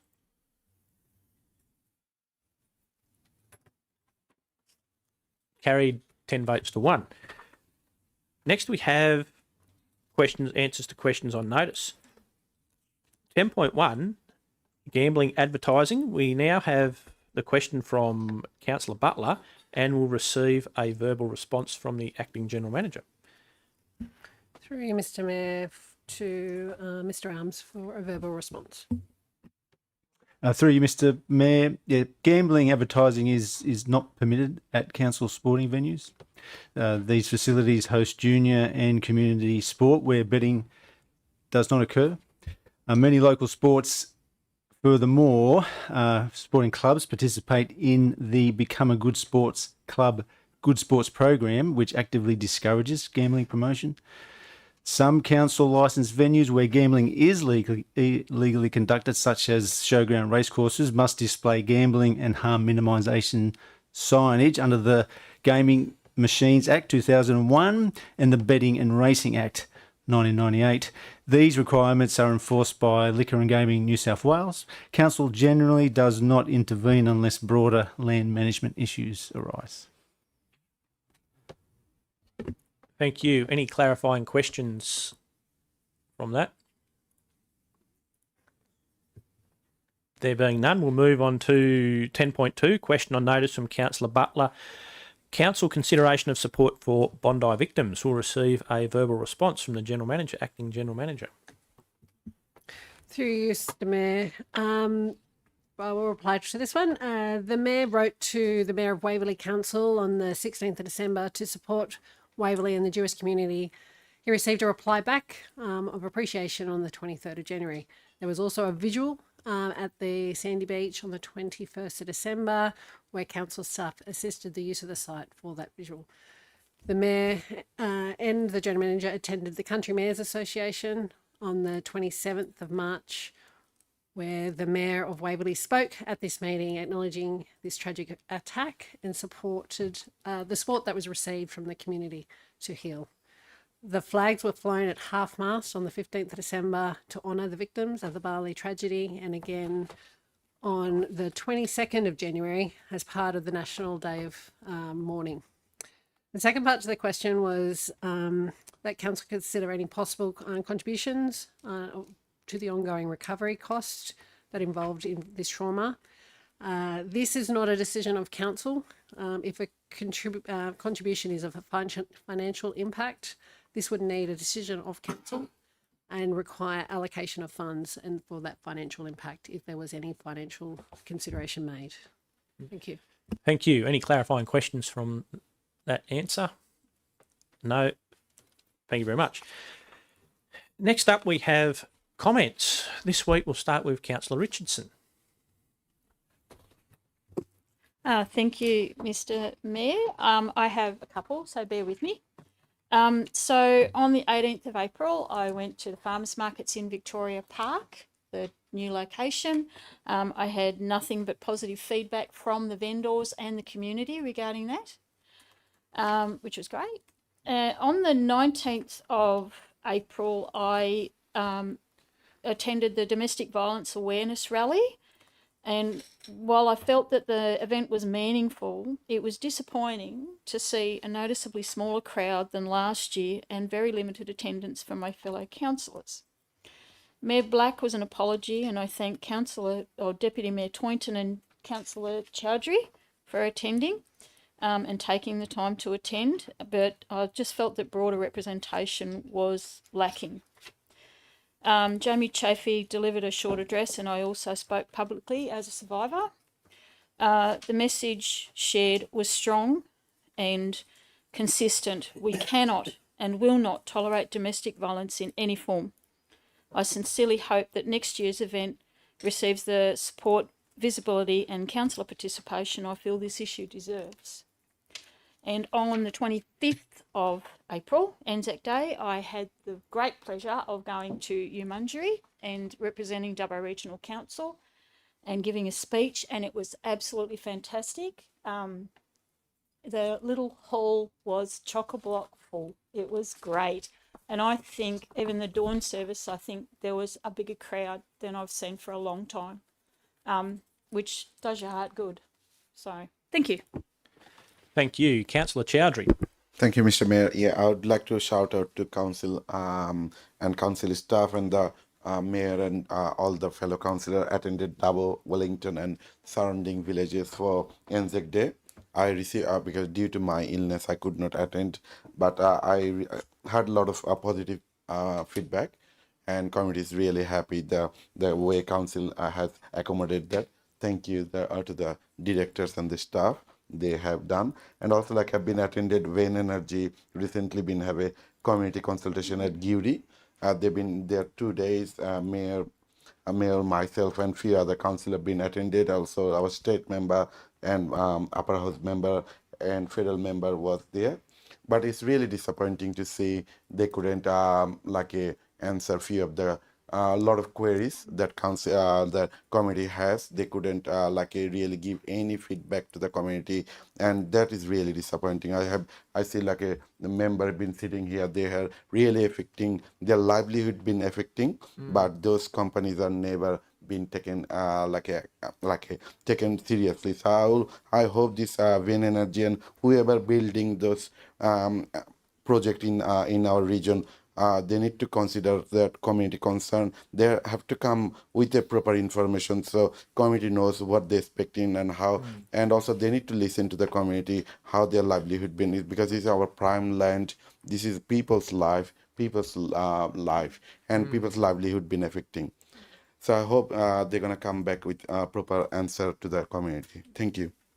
Thank you. Councillor Wells. Nothing, Mr Mayor, thank you. Thank you. Councillor Ivey. Nothing for me either. Thank you. Councillor Cowley. Just very briefly, I was fortunate to be in the audience for the opening night of Come From Away, a production by the Dubbo Theatre Company. It was stellar. I've been watching these guys for a very long time, and I think it's one of their best. If you haven't already done so, I would urge my fellow councillors and also those watching at home to get along to the theatre. The production is extraordinary. All the cast, the crew, our beautiful DRTCC.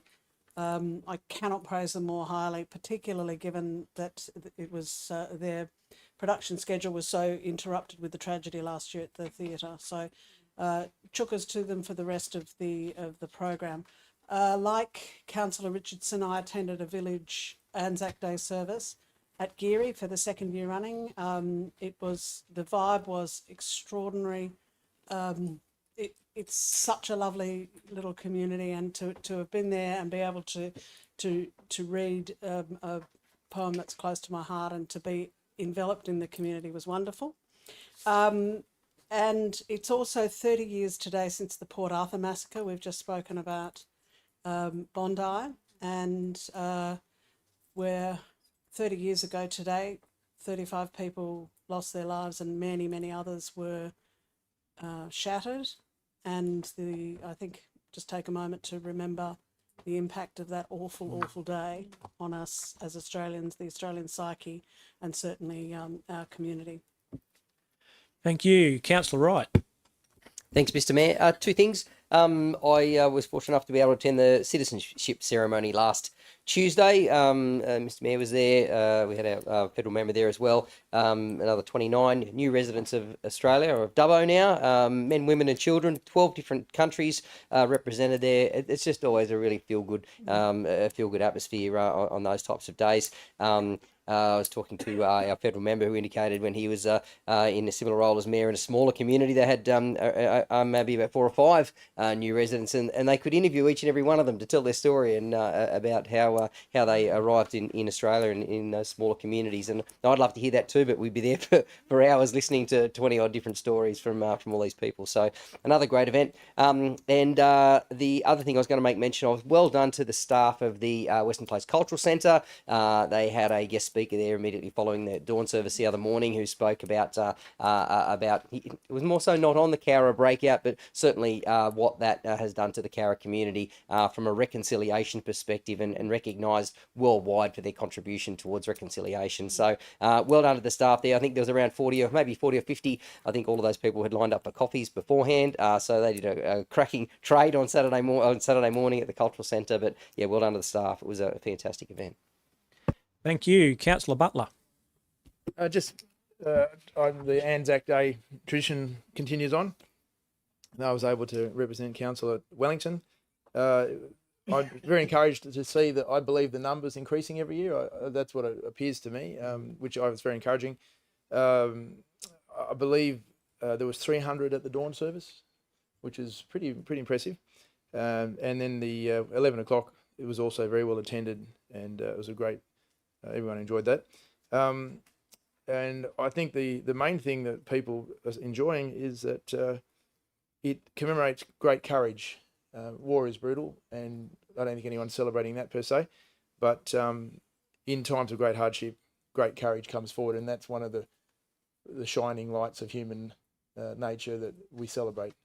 And I just as a bit of a question, I guess, I just would like to know how the a little bit off the next subject, trees. I was just wondering is it possible to get a report at some point of the trees that have died, been replaced, and the plantings that are being taken at some point?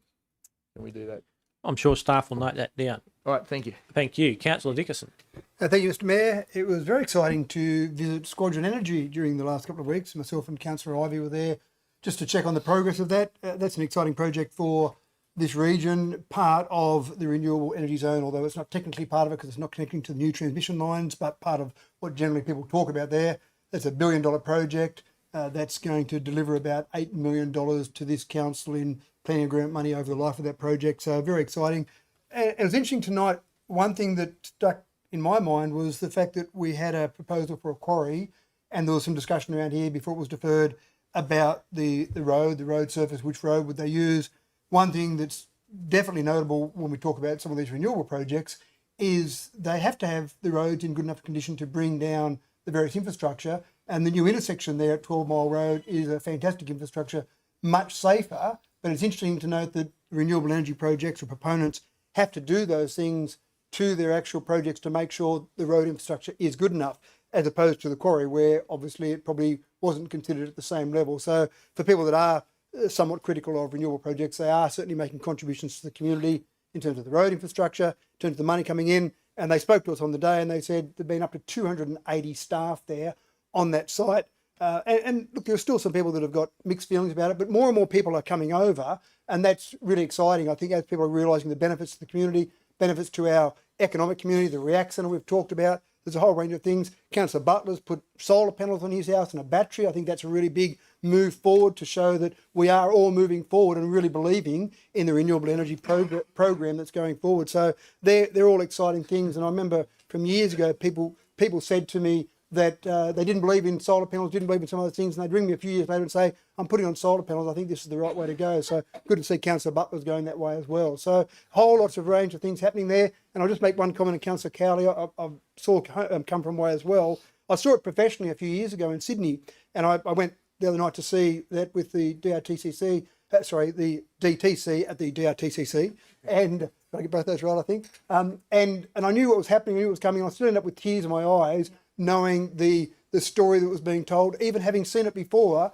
because Councillor Butler talked about the tragedies involved in Anzac Day. That particular story involved tragedies and the human spirit, the way the human spirit reacted to that was fantastic. So yeah, I'd also commend people to go along to Come From Way again on next weekend. Ching ching, cash for comment.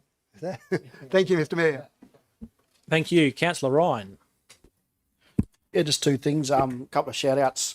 Look, I was away on the weekend, so I wasn't in my own community for the Anzac celebrations, but a shout out to anyone and everyone that did host and put on such a wonderful day for everyone for a deserving cause, to the guys and girls and everyone that fought to make this country the greatest country in the world as we live in it today. I think, the Anzacs probably wouldn't have fought so hard if they seen the way that the country's turned at the moment. But look, a shout out to the people that did it, and it's that's why I wore my shirt tonight. It really is the greatest country in the world. Second one is a shout out to the Wellington Wedgetails Football Club, who put on 2 weeks ago a Mental Health Awareness Day in Wellington at the primary school, just to break down the stigma of mental health and to put it out there that it's not weak to speak. And the guys that spoke there on that day really had a good message for everyone, and you know, the Wedgetails put on a really good day with all service providers and whatnot. And, you know, I'm not afraid to say, you know, I battle my own demons when it comes to mental health. So these events are very much needed in our communities, not just Wellington, but everywhere. So, yeah, congratulations to them guys. Thank you. Councillor Toynton. Thank you, Mr. Mayor. Well, what a month it's been. So we had the opening of the Student Centre at the School of Rural Health, University of Sydney. That is a state-of-the-art facility. If any councillor or anyone has a chance to actually go for a tour up there, have a look at it. It's amazing what they can do and the simulations that they can do with robotics and animations. It's really worth seeing that that's where Dubbo is breeding the doctors of the future. So well done. We may be able to staff the Mayor's healthcare clinic. We had the citizenship ceremony at Wellington, which was attended by the Mayor and I. Federal member Andrew G was in attendance. 15 new citizens. That was really great to see. On the 11th, I volunteered to go and help Yindimara Landcare Group at Wellington. They've secured a new hall. It's the old Salvation Army Hall. So we got in there, gave them a hand to paint that. Looks great. Great group of people with a great cause. So tuck your head in and say good day anytime you can. I attended the What Were You Wearing march with Councillor Richardson and Councillor Chowdhury, and said it's disappointing the numbers were low. It is, and I understand there's a lot of victims out there who want to tell their story but are afraid to do so. But I'd like in the 21st century the people to know that there are support groups out there, so reach out. There are people out there that can and will help you. We saw Ven Energy at Geary. What a fizzer that was. We came here and said, oh, we can't tell you anything that we didn't already say at Wongarbin. The Wongarbin event was poorly promoted on Ven's part, so I'm not a fan of that. So if anyone from Ven's watching, work on your attitude because your community deserves better than that. Anzac Day, I attended the dawn service. Wellington, Gollan put on a service out there that I was honoured to preside over. That paid homage to both Australia and New Zealand as a joint service. So it was really well to see that most of our neighbours in New Zealand sort of don't really get much of a huge mention, but this was a really good service to attend. I was pleased to go to it. We saw the Drover's Dog Tavern at Yamundry, a handover out there. So I just wish to say the best of luck to Dennis and Tracy and welcome Peter and Maz as the new owners and wish them the very best of success with their endeavours in the future. And finally, I wasn't going to, but seeing as how we're bringing councillors' personal lives into it, I'd seen a moment ago Councillor Dickerson decided to have a mention at Councillor Butler over solar panels on his roof, which is a personal matter. So while we're going down personal paths, Councillor Dickerson owns a telephone shop, yet didn't phone in a leave of absence at the standing committee meeting a fortnight ago. So if we're going to bring personal lives into things, it offers no value to the debate. I think that was poor form and below the belt. So I'd ask that we all do a bit better than that. Thank you. Thank you.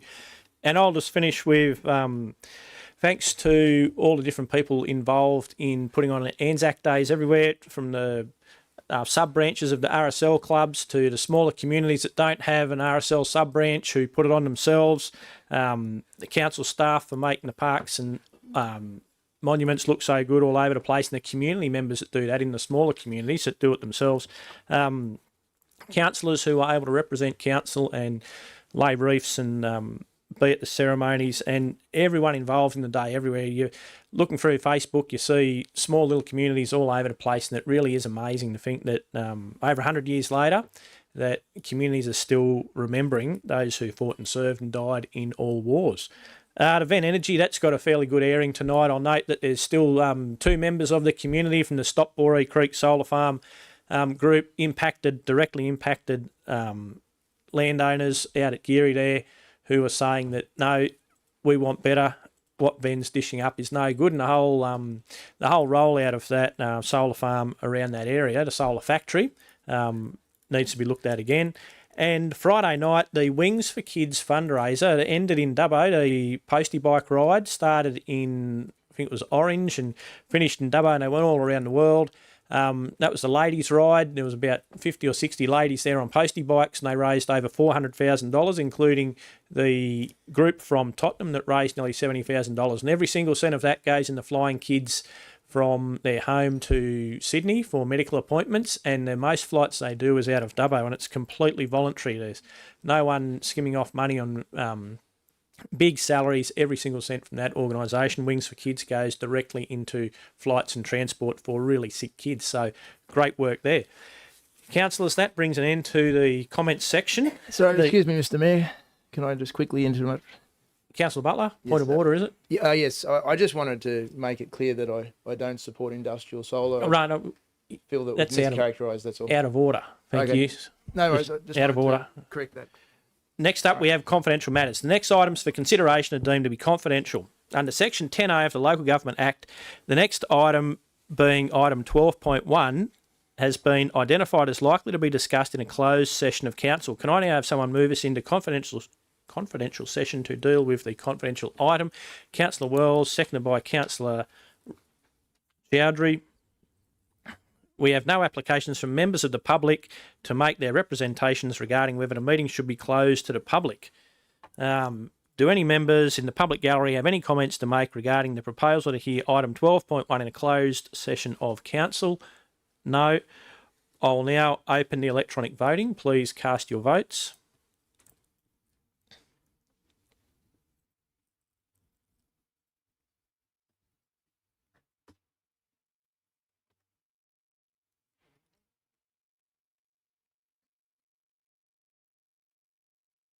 Just put your hand up, it'll be right, Councillor Butler, if you're in favour.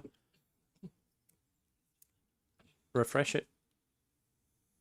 Carried unanimously. I declare the motion carried unanimously and will now move into closed session, the time being 7:48 p.m. The streaming will now be turned off and any members of the public will be asked to leave the chamber. The chamber will be reopened and the live stream restarted after deliberations on these matters with the resolutions to be made public. Please stop the web streaming.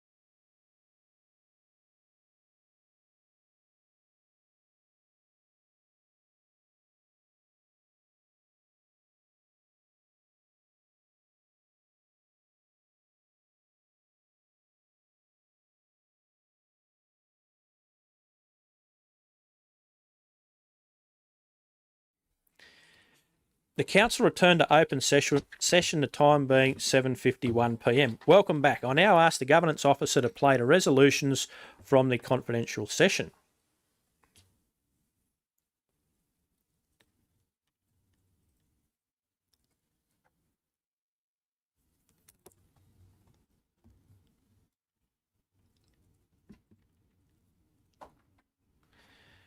There are no further items for consideration of the ordinary council meeting, and I declare the meeting closed, the time being 7:52 p.m. Web streaming is now being completed. Thank you for your attendance. Please stop the web streaming.